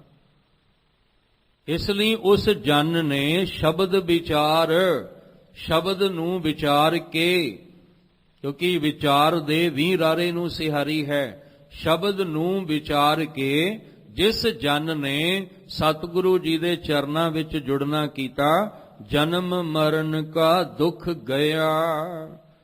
ਉਹਦੀ ਜ਼ਿੰਦਗੀ ਵਿੱਚੋਂ ਸਦਾ ਲਈ ਜਨਮ ਔਰ ਮਰਨ ਦਾ ਦੁੱਖ ਜਿਹੜਾ ਇਹ ਚਲਾ ਜਾਂਦਾ ਹੈ। ਇਹੀ ਕਾਰਨ ਹੈ ਕਿ ਅਸੀਂ ਸਤਿਗੁਰ ਸੱਚੇ ਗੁਰੂ ਦੇ ਕੋਲ ਆ ਕੇ ਸੱਚੇ ਗਿਆਨ ਦੀ ਪ੍ਰਾਪਤੀ ਕਰਨੀ ਹੈ। ਕਿਉਂਕਿ ਮਨ ਮਾਇਆ ਦੇ ਮੋਹ ਵਿੱਚ ਫਸ ਕੇ ਅਗਿਆਨਤਾ ਦੇ ਹਨੇਰੇ ਵਿੱਚ ਭਟਕ ਰਿਹਾ ਹੈ। ਇਹਨੂੰ ਅੰਦਰੋਂ ਕੋਈ ਵੀ ਗਿਆਨ ਦੀ ਰੋਸ਼ਨੀ ਨਹੀਂ ਮਿਲ ਰਹੀ। ਅਗਿਆਨਤਾ ਦੇ ਹਨੇਰੇ ਵਿੱਚ ਭਟਕਦਾ ਭਟਕਦਾ ਮਨ ਕਿੱਥੇ ਤੱਕ ਚਲਾ ਗਿਆ? ਜਿਵੇਂ ਕਿਸੇ ਨੇ ਰਾਹ ਦੱਸਿਆ, ਬਸ ਉਸੇ ਪਾਸੇ ਤੁਰ ਪਿਆ। ਤੁਰਦਾ ਤੁਰਦਾ 10 ਦਿਸ਼ਾਵਾਂ ਵਿੱਚ ਭਟਕ ਕੇ ਆ ਗਿਆ। ਪਰ ਜਦੋਂ ਪਤਾ ਲੱਗਾ ਗੱਲ ਨਹੀਂ ਬਣੀ, ਫਿਰ ਸਤਿਗੁਰੂ ਦੇ ਦਰ ਤੇ ਆਇਆ ਆ ਕੇ ਕਹਿੰਦਾ ਕਿਰਤ ਕਰਮ ਕੇ ਵਿਛੜੇ, ਕਰ ਕਿਰਪਾ ਮੇਲੋ ਰਾਮ। ਚਾਰ ਕੁੰਟ ਦੈ ਦਿਸ ਭ੍ਰਮੇ, ਥਕ ਆਏ ਪ੍ਰਭ ਕੀ ਸ਼ਾਮ। ਚਾਰ ਕੁੰਟ ਦਹਿ ਦਿਸ ਭ੍ਰਮੇ, ਚਾਰ ਦਿਸ਼ਾਵਾਂ, ਔਰ ਜਿਹੜੇ ਇਹਨਾਂ ਦੇ ਚਾਰ ਕੋਨੇ ਨੇ, ਧਰਤੀ ਆਸਮਾਨ, ਦਸੇ ਦਿਸ਼ਾਵਾਂ ਨੂੰ ਭਟਕ ਭਟਕ ਕੇ ਵੇਖ ਲਿਆ। ਹਰ ਪ੍ਰਕਾਰ ਦਾ ਕਰਮ ਕਰਕੇ ਵੇਖ ਲਿਆ, ਜਿਵੇਂ ਕਿਸੇ ਨੇ ਕਿਹਾ ਉਹ ਵੀ ਕਰਕੇ ਵੇਖ ਲਿਆ। ਪਾਠ ਪੜਿਓ ਅਰ ਵੇਦ ਵਿਚਾਰਿਓ, ਨਿਵਲ ਭਯੰਗਮ ਸਾਧੇ। ਇਹ ਸਾਰੇ ਕਰਮ ਜਿਹੜੇ ਜਿਹੜੇ ਸੀ ਕਰਕੇ ਵੇਖ ਲਏ, ਪਰ ਸਮਝ ਆ ਗਈ ਕਿ ਗੁਰ ਬਿਨ ਘੋਰ ਅੰਧਾਰ, ਗੁਰੂ ਬਿਨ ਸਮਝ ਨਾ ਆਵੇ। ਇੱਕ ਗੱਲ ਤਾਂ ਸਮਝ ਵਿੱਚ ਆ ਗਈ ਕਿ ਗੁਰੂ ਤੋਂ ਬਿਨਾ ਅੰਦਰ ਦਾ ਅਗਿਆਨਤਾ ਦਾ ਹਨੇਰਾ ਨਹੀਂ ਦੂਰ ਹੋ ਸਕਦਾ। ਇਸ ਲਈ ਜਿਹੜਾ ਭਟਕ ਭਟਕ ਕੇ ਆਇਆ, ਉਹਨੇ ਫਿਰ ਆ ਕੇ ਆਪਣਾ ਮਨ ਸਤਿਗੁਰੂ ਜੀ ਨੂੰ ਸਮਰਪਣ ਕਰ ਦਿੱਤਾ। ਜਿਹਨੇ ਬਹੁਤ ਲੰਬੇਰਾ ਸਫ਼ਰ ਤੈਅ ਕੀਤਾ ਹੋਵੇ ਨਾ, ਉਹਦੇ ਅੰਦਰ ਥਕਾਵਟ ਆ ਜਾਂਦੀ ਹੈ। ਤੇ ਜਿਹੜਾ ਬੰਦਾ ਘੁੰਮ ਘੁੰਮ ਕੇ ਫਿਰ ਕੇ ਥੱਕਿਆ ਹੋਵੇ, ਉਹ ਫਿਰ ਇੱਕ ਥਾਂ ਤੇ ਆ ਕੇ ਬਹਿ ਜਾਂਦਾ ਹੈ। ਤੇ ਜਦੋਂ ਬੈਠਦਾ ਨਾ, ਫਿਰ ਇੱਕ ਗੱਲ ਕਹਿੰਦਾ ਵੀ ਹੁਣ ਉੱਠਣ ਦੀ ਹਿੰਮਤ ਨਹੀਂ ਹੈ, ਹੁਣ ਨਹੀਂ ਮੇਰੇ ਕੋਲ ਹਿੰਮਤ ਉੱਠਣ ਦੀ। ਤੇ ਨਾ ਉੱਠਣ ਦੀ ਹਿੰਮਤ ਹੈ ਤੇ ਨਾ ਕਿਸੇ ਹੋਰ ਥਾਂ ਤੇ ਜਾਣ ਦੀ ਹਿੰਮਤ ਹੈ। ਅਸੀਂ ਵੀ ਮਨ ਕਰਕੇ ਸਤਿਗੁਰੂ ਦੇ ਦੁਆਰੇ ਆ ਕੇ ਐਸਾ ਢਹਿ ਜਾਈਏ ਕਿ ਸਤਿਗੁਰੂ ਜੀ ਹੋਰ ਕਿਸੇ ਦੁਆਰੇ ਜਾਣ ਦੀ ਹਿੰਮਤ ਨਹੀਂ ਹੈ। ਮੈਂ ਪਹਿਲਾਂ ਹੀ ਸਗਲ ਦੁਆਰ ਕੋ ਛਾੜ ਕੇ ਗਇਓ ਤੁਹਾਰੋ ਦੁਆਰ, ਬਾਹੇ ਗਏ ਕੀ ਲਾਜ ਅਸ ਗੋਬਿੰਦ ਦਾਸ ਤੁਹਾਰ। ਮੈਂ ਤੁਹਾਡੇ ਚਰਨਾਂ ਵਿੱਚ ਦਾਸ ਜਨ ਸੇਵਕ ਗੋਲਾ ਬਣਨ ਵਾਸਤੇ ਆਇਆ। ਇਸ ਮਨਮੁਖ ਨੂੰ ਗੁਰਮੁਖ ਬਣਾ ਕੇ ਇਹਦੇ ਜਨਮ ਮਰਨ ਦਾ ਦੁੱਖ ਜਿਹੜਾ ਹੈ ਉਹ ਸਦਾ ਲਈ ਮੁਕਾ ਦਿਓ। ਤੇ ਗੁਰੂ ਅਮਰਦਾਸ ਮਹਾਰਾਜ, ਹੁਣ ਸਤਿਗੁਰੂ ਜੀ ਤੋਂ ਵੱਧ ਕੌਣ ਜਾਣ ਸਕਦਾ ਹੈ? ਕਿਉਂਕਿ ਜਿਸ ਵੇਲੇ ਸਤਿਗੁਰੂ ਜੀ ਦੇ ਚਰਨਾਂ ਦੇ ਵਿੱਚ ਆਉਣਾ ਹਜੇ ਨਹੀਂ ਸੀ ਮਿਲਿਆ, ਉਦੋਂ ਤੱਕ ਤੇ ਬਾਹਰ ਦੀ ਜਿਹੜੀ ਯਾਤਰਾ, ਬਾਹਰ ਦੀ ਭਟਕਣਾ ਜਿਹੜੀ ਹੈ ਉਸੇ ਤਰ੍ਹਾਂ ਚੱਲਦੀ ਰਹੀ। ਪਰ ਜਿਸ ਦਿਨ ਆ ਸਤਿਗੁਰੂ ਗੁਰੂ ਅੰਗਦ ਦੇ ਪਾਤਸ਼ਾਹ ਦੇ ਚਰਨਾਂ ਵਿੱਚ ਆਏ ਨੇ, ਫਿਰ ਆ ਕੇ ਜਦੋਂ ਸਤਿਗੁਰ ਸੇਵ ਸੁਖ ਪਾਇਆ, ਜਦੋਂ ਸਤਿਗੁਰੂ ਨੂੰ ਸਿਮਰ ਕੇ ਸਤਿਗੁਰੂ ਦੀ ਸ਼ਰਨ ਵਿੱਚ ਆ ਕੇ ਸੁਖ ਦੀ ਪ੍ਰਾਪਤੀ ਕੀਤੀ, ਫਿਰ ਜਾ ਕੇ ਕਿਤੇ ਅੱਜ ਇਹ ਬਖਸ਼ਿਸ਼ਾਂ ਜਿਹੜੀਆਂ ਪ੍ਰਾਪਤ ਹੋਈਆਂ ਨੇ। ਜਿੱਥੇ ਧੰਨ ਗੁਰੂ ਅਮਰਦਾਸ ਮਹਾਰਾਜ ਜੀ ਨੇ ਇਸ ਸ਼ਲੋਕ ਦੇ ਰਾਹੀਂ ਸਾਡੇ ਤੇ ਕਿਰਪਾ ਕੀਤੀ ਹੈ, ਉੱਥੇ ਅੱਜ ਧੰਨ ਧੰਨ ਗੁਰੂ ਹਰਿ ਰਾਏ ਸਾਹਿਬ ਸਤਿਗੁਰੂ ਸੱਚੇ ਪਾਤਸ਼ਾਹ ਜੀ ਦਾ ਸੂਰਜ ਕਿਰਨ ਮਿਲੇ, ਜਲ ਕਾ ਜਲ ਹੁਆ ਰਾਮ, ਜੋਤੀ ਜੋਤ ਰਲੀ ਸੰਪੂਰਨ ਥੀਆ ਰਾਮ। ਗੁਰੂ ਸਾਹਿਬ ਜੀ ਦਾ ਜੋਤੀ ਜੋਤ ਸਮਾਵਣ ਦਾ ਦਿਨ, ਭਾਵ ਸਰੀਰਕ ਚੋਲਾ ਤਿਆਗਣ ਦਾ ਸਮਾਂ। ਔਰ ਦੂਸਰੇ ਪਾਸੇ ਧੰਨ ਗੁਰੂ ਹਰਿਕ੍ਰਿਸ਼ਨ ਸਾਹਿਬ, ਜਿਨ੍ਹਾਂ ਨੂੰ ਰੋਜ਼ ਆਪਾਂ ਅਰਦਾਸ ਵਿੱਚ ਚੇਤੇ ਕਰਦੇ ਹਾਂ, ਭਾਵਨਾ ਨਾਲ ਪੜ੍ਹਦੇ ਹਾਂ। ਸ਼੍ਰੀ ਹਰਿਕ੍ਰਿਸ਼ਨ ਧਿਆਈ ਹੈ, ਜਿਸ ਡਿਠੈ ਸਭ ਦੁੱਖ ਜਾਏ। ਜਿਨ੍ਹਾਂ ਨਾਲ ਜੁੜ ਕੇ ਜ਼ਿੰਦਗੀ ਦੇ ਸਾਰੇ ਦੁੱਖ ਜਿਹੜੇ ਆ ਉਹ ਮਾਨਸਿਕ ਤਲ ਤੋਂ ਚਲੇ ਜਾਂਦੇ ਨੇ। ਕਿਉਂਕਿ ਗੁਰੂ ਅਮਰਦਾਸ ਜੀ ਵੀ ਕਹਿ ਰਹੇ ਨੇ, ਸਤਿਗੁਰ ਸੇਵ ਸੁਖ ਪਾਇਆ। ਗੁਰੂ ਅਮਰਦਾਸ ਜੀ ਕਹਿ ਰਹੇ ਨੇ ਕਿ ਜਨਮ ਮਰਨ ਕਾ ਦੁੱਖ ਗਿਆ। ਸਤਿਗੁਰੂ ਜੀ ਦੀ ਸ਼ਰਨ ਵਿੱਚ ਆ ਕੇ ਗੁਰੂ ਦਾ ਉਪਦੇਸ਼ ਲੈ ਕੇ ਜਨਮ ਮਰਨ ਦਾ ਦੁੱਖ ਸਦਾ ਲਈ ਜ਼ਿੰਦਗੀ ਵਿੱਚੋਂ ਨਿਕਲ ਜਾਂਦਾ ਹੈ। ਗੁਰੂ ਹਰਿਕ੍ਰਿਸ਼ਨ ਸਾਹਿਬ, ਜਿਨ੍ਹਾਂ ਨੇ ਭਾਵਨਾ ਨਾਲ ਤੁਹਾਡੇ ਦੀਦਾਰ ਕੀਤੇ, ਤੁਹਾਨੂੰ ਭਾਵਨਾ ਨਾਲ ਸਿਮਰਿਆ, ਉਹਨਾਂ ਦੀ ਜ਼ਿੰਦਗੀ ਦੇ ਵੀ ਸਾਰੇ ਦੁੱਖ ਜਿਹੜੇ ਆ ਉਹ ਦੂਰ ਹੋ ਜਾਂਦੇ ਨੇ।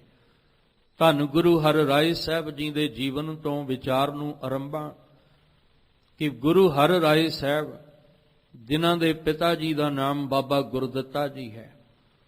ਬਾਬਾ ਗੁਰਦਿੱਤਾ ਜੀ, ਜਿਨ੍ਹਾਂ ਦੇ ਪਿਤਾ ਧੰਨ ਧੰਨ ਗੁਰੂ ਹਰਗੋਬਿੰਦ ਸਾਹਿਬ, ਮੀਰੀ ਪੀਰੀ ਦੇ ਮਾਲਕ ਸਤਿਗੁਰੂ ਜੀ। ਇਹਦਾ ਮਤਲਬ ਗੁਰੂ ਹਰਿ ਰਾਏ ਸਾਹਿਬ ਗੁਰੂ ਹਰਗੋਬਿੰਦ ਸਾਹਿਬ ਜੀ ਦੇ ਪੋਤੇ ਨੇ।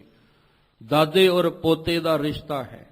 ਬਾਬਾ ਗੁਰਦਿੱਤਾ ਜੀ ਦੇ ਘਰ ਦੇ ਵਿੱਚ ਦੋ ਪੁੱਤਰ ਨੇ, ਇੱਕ ਧੀਰ ਮੱਲ ਤੇ ਇੱਕ ਹਰਿ ਰਾਏ ਸਾਹਿਬ।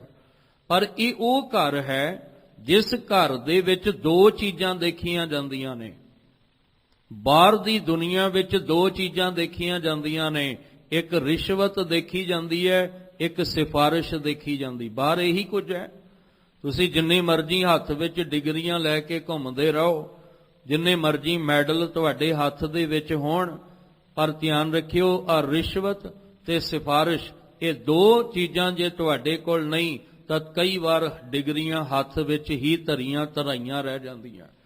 ਕਈ ਵਾਰੀ ਮੈਡਲ ਜਿੱਤੇ ਹੋਏ ਸਾਡੇ ਗਲ ਵਿੱਚ ਪਾਏ ਹੀ ਜਾਂ ਘਰ ਦੀ ਕਿੱਲੀ ਤੇ ਟੰਗੇ ਹੀ ਰਹਿ ਜਾਂਦੇ ਨੇ, ਜੇ ਬੰਦੇ ਕੋਲ ਸਿਫਾਰਿਸ਼ ਨਾ ਹੋਵੇ ਤੇ ਜਾਂ ਦੇਣ ਵਾਸਤੇ ਕੋਈ ਰਿਸ਼ਵਤ ਨਾ ਹੋਵੇ। ਦੁਨੀਆ ਵਿੱਚ ਇਹ ਦੋ ਚੀਜ਼ਾਂ ਚੱਲਦੀਆਂ ਨੇ, ਪਰ ਬਾਬੇ ਨਾਨਕ ਜੀ ਦੇ ਘਰ ਦੇ ਵਿੱਚ ਇਹ ਦੋ ਚੀਜ਼ਾਂ ਨਹੀਂ। ਬਾਬੇ ਨਾਨਕ ਜੀ ਦੇ ਘਰ ਵਿੱਚ ਦੋ ਚੀਜ਼ਾਂ ਚੱਲਦੀਆਂ ਨੇ, ਇੱਕ ਧੁਰ ਤੋਂ ਬਖਸ਼ਿਸ਼ ਹੋਵੇ ਔਰ ਇੱਕ ਉਸ ਦੇ ਅੰਦਰ ਕਿਰਪਾ ਬਖਸ਼ਿਸ਼ ਲੈਣ ਵਾਸਤੇ ਯੋਗਤਾ ਹੋਵੇ। ਇਹ ਦੋ ਚੀਜ਼ਾਂ ਵੇਖੀਆਂ ਨੇ ਗੁਰੂ ਨਾਨਕ ਸਾਹਿਬ ਤੋਂ ਲੈ ਕੇ ਗੁਰੂ ਗੋਬਿੰਦ ਸਿੰਘ ਮਹਾਰਾਜ ਤੱਕ, ਕਿ ਅੰਦਰ ਇੱਕ ਤਾਂ ਧੁਰੋਂ ਬਖਸ਼ਿਸ਼ ਹੋਣੀ ਚਾਹੀਦੀ ਹੈ ਔਰ ਦੂਸਰੀ ਯੋਗਤਾ। ਜਾਂ ਇਦਾਂ ਕਹਿ ਲਓ ਕਿ ਜਿਹਦੇ ਅੰਦਰ ਯੋਗਤਾ ਹੋਏਗੀ ਉਹਦੇ ਅੰਦਰ ਹੀ ਧੁਰ ਦੀ ਬਖਸ਼ਿਸ਼ ਹੋਏਗੀ, ਤੇ ਜਿਹਦੇ ਅੰਦਰ ਯੋਗਤਾ ਨਹੀਂ ਉਹਦੇ ਅੰਦਰ ਕਦੇ ਧੁਰ ਤੋਂ ਬਖਸ਼ਿਸ਼ ਨਹੀਂ ਜੇ ਹੋ ਸਕਦੀ। ਇਸ ਲਈ ਪਹਿਲਾਂ ਆਪਣੇ ਆਪ ਨੂੰ ਅਸੀਂ ਗੁਰੂ ਦੁਆਰੇ ਲਿਆ ਕੇ ਇਸ ਯੋਗ ਬਣਾਈਏ, ਅਸੀਂ ਇਸ ਯੋਗਤਾ ਆਪਣੇ ਅੰਦਰ ਬਣਾਈਏ ਕਿ ਉਸ ਮਾਲਕ ਦੀ ਧੁਰੋਂ ਸਾਡੇ ਤੇ ਬਖਸ਼ਿਸ਼ ਹੋ ਜਾਏ। ਅਸੀਂ ਹਜੇ ਗੁਰਬਾਣੀ ਦੇ ਅਨੁਸਾਰ ਉਸ ਯੋਗ ਆਪਣੇ ਆਪ ਨੂੰ ਬਣਾ ਹੀ ਨਹੀਂ ਸਕੇ ਤੇ ਮਾਲਕ ਦੀਆਂ ਬਖਸ਼ਿਸ਼ਾਂ ਕਿੱਥੋਂ ਮਿਲ ਜਾਣਗੀਆਂ।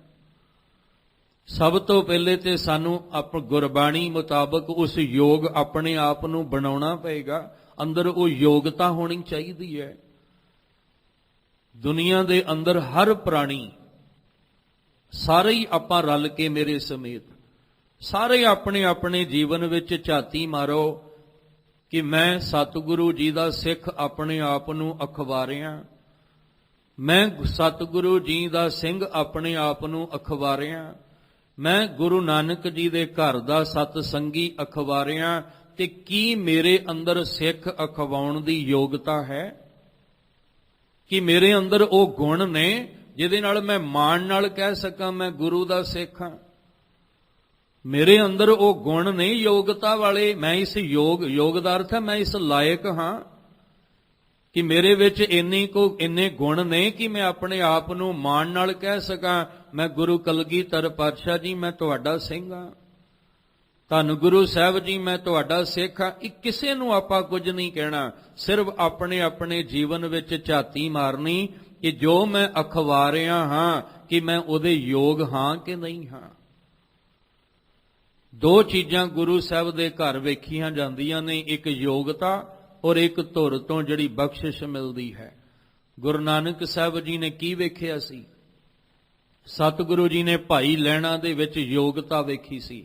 ਹੈ ਤਾਂ ਬਹੁਤ ਸਨ ਗੁਰੂ ਕੇ ਪਿਆਰ ਵਾਲੇ, ਪਰ ਸਭ ਤੋਂ ਵੱਧ ਯੋਗਤਾ, ਇੱਥੋਂ ਤੱਕ ਗੁਰੂ ਨਾਨਕ ਸਾਹਿਬ ਜੀ ਦੇ ਪੁੱਤਰ ਵੀ ਮੌਜੂਦ ਨੇ, ਪਰ ਸਾਹਿਬ ਜੀ ਨੇ ਸਾਰਿਆਂ ਵਿੱਚੋਂ ਯੋਗਤਾ ਕਿਹਨੂੰ ਦੇਖਿਆ ਵੀ ਸਭ ਤੋਂ ਵੱਧ ਯੋਗਤਾ ਕਿਹਦੇ ਅੰਦਰ ਹੈ? ਲਾਇਕ ਕੌਣ ਹੈ? ਇਸ ਤਖਤ ਤੇ ਬੈਠਣ ਦੇ ਲਾਇਕ ਕੌਣ ਹੈ? ਉਹ ਦੇਖਿਆ ਤੇ ਭਾਈ ਲਹਿਣਾ ਜੀ ਵੀ ਸੀ। ਤੇ ਉਹਨਾਂ ਨੂੰ ਫਿਰ ਸਤਿਗੁਰੂ ਜੀ ਨੇ ਉਹ ਧੁਰੋਂ ਜਿਹੜੀ ਬਖਸ਼ਿਸ਼ ਸੀ ਉਹ ਦੇ ਕੇ, ਯੋਗਤਾ ਵੇਖ ਕੇ ਧੁਰੋਂ ਬਖਸ਼ਿਸ਼ ਦੇ ਕੇ ਤੇ ਤਖਤ ਦੇ ਲਾਇਕ ਬਣਾ ਦਿੱਤਾ। ਇਸੇ ਤਰ੍ਹਾਂ ਗੁਰੂ ਅੰਗਦ ਦੇਵ ਜੀ, ਗੁਰੂ ਅਮਰਦਾਸ ਜੀ, ਗੁਰੂ ਰਾਮਦਾਸ ਪਾਤਸ਼ਾਹ, ਇਹ ਇਸੇ ਤਰ੍ਹਾਂ ਹੀ ਲੜੀ ਚੱਲਦੀ ਹੈ। ਅੱਜ ਗੁਰੂ ਹਰਗੋਬਿੰਦ ਸਾਹਿਬ ਸੱਚੇ ਪਾਤਸ਼ਾਹ ਜੀ ਦੇ ਸਾਹਮਣੇ ਉਹਨਾਂ ਦੇ ਆਪਣੇ ਪੁੱਤਰ ਮੌਜੂਦ ਨੇ। ਗੁਰੂ ਤੇਗ ਬਹਾਦਰ ਸਾਹਿਬ ਜੀ ਵੀ ਤੇ ਉਹਨਾਂ ਵਿੱਚੋਂ ਮੌਜੂਦ ਨੇ, ਪਰ ਹਜੇ ਸਮਾਂ ਨਹੀਂ ਆਇਆ, ਹਜੇ ਉਹ ਟਾਈਮ ਨਹੀਂ ਆਇਆ। ਇਸ ਕਰਕੇ ਦੋ ਦੇਖੇ ਨੇ, ਇੱਕ ਧੀਰਮਲ ਹੈ ਤੇ ਇੱਕ ਹਰ ਰਾਏ ਸਾਹਿਬ, ਕਿਉਂਕਿ ਇੱਥੇ ਦੇਖਿਆ ਜਾਂਦਾ ਵੀ ਖਰਾ ਕੌਣ ਹੈ ਤੇ ਖੋਟਾ ਕੌਣ ਹੈ। ਫਿਰ ਬੇਨਤੀ ਕਰਾਂ, ਇੱਥੇ ਨਾ ਸਿਫਾਰਿਸ਼ ਚੱਲਣੀ ਹੈ ਤੇ ਨਾ ਰਿਸ਼ਵਤ ਚੱਲਣੀ ਹੈ। ਧੀਰਮਲ ਨੇ ਬੜਾ ਯਤਨ ਕੀਤਾ, ਗੱਦੀ ਵੀ ਲਾ ਕੇ ਬਹਿ ਗਿਆ, ਆਪਣੇ ਆਪ ਨੂੰ ਗੁਰੂ ਵੀ ਬਣਾ ਕੇ ਬਹਿ ਗਿਆ, ਤੇ ਗੁਰੂ ਹਰਗੋਬਿੰਦ ਸਾਹਿਬ ਨੇ ਆਖਿਆ ਸੀ ਇਹਨੂੰ ਕਹੋ ਆਪਣੀ ਗੱਦੀ ਚੁੱਕ ਕੇ ਲੈ ਜਾ, ਕਿਉਂਕਿ ਗੁਰੂ ਬਾਬੇ ਨਾਨਕ ਦੇ ਘਰ ਦੇ ਸਾਹਮਣੇ ਤੇਰੀ ਗੱਦੀ ਨਹੀਂ ਚੱਲਣੀ, ਤੇਰਾ ਇਹ ਬਣਾਇਆ ਅਡੰਬਰ ਨਹੀਂ ਚੱਲਣਾ। ਧੀਰਮਲ ਨੂੰ ਵੇਖਿਆ, ਸਾਹਿਬ ਕਹਿੰਦੇ ਨਹੀਂ, ਇਹ ਇਸ ਯੋਗ ਨਹੀਂ, ਇਸ ਲਾਇਕ ਨਹੀਂ ਹੈ। ਤੇ ਫਿਰ ਆਪਣੇ ਪੋਤੇ ਹਜਾਂ ਕੇ ਗੁਰੂ ਹਰਗੋਬਿੰਦ ਸਾਹਿਬ ਜੀ ਦੇ ਆਪਣੇ ਵੀ ਪੁੱਤਰ ਜਿਹੜੇ ਆ ਉਹ ਮੌਜੂਦ ਨੇ।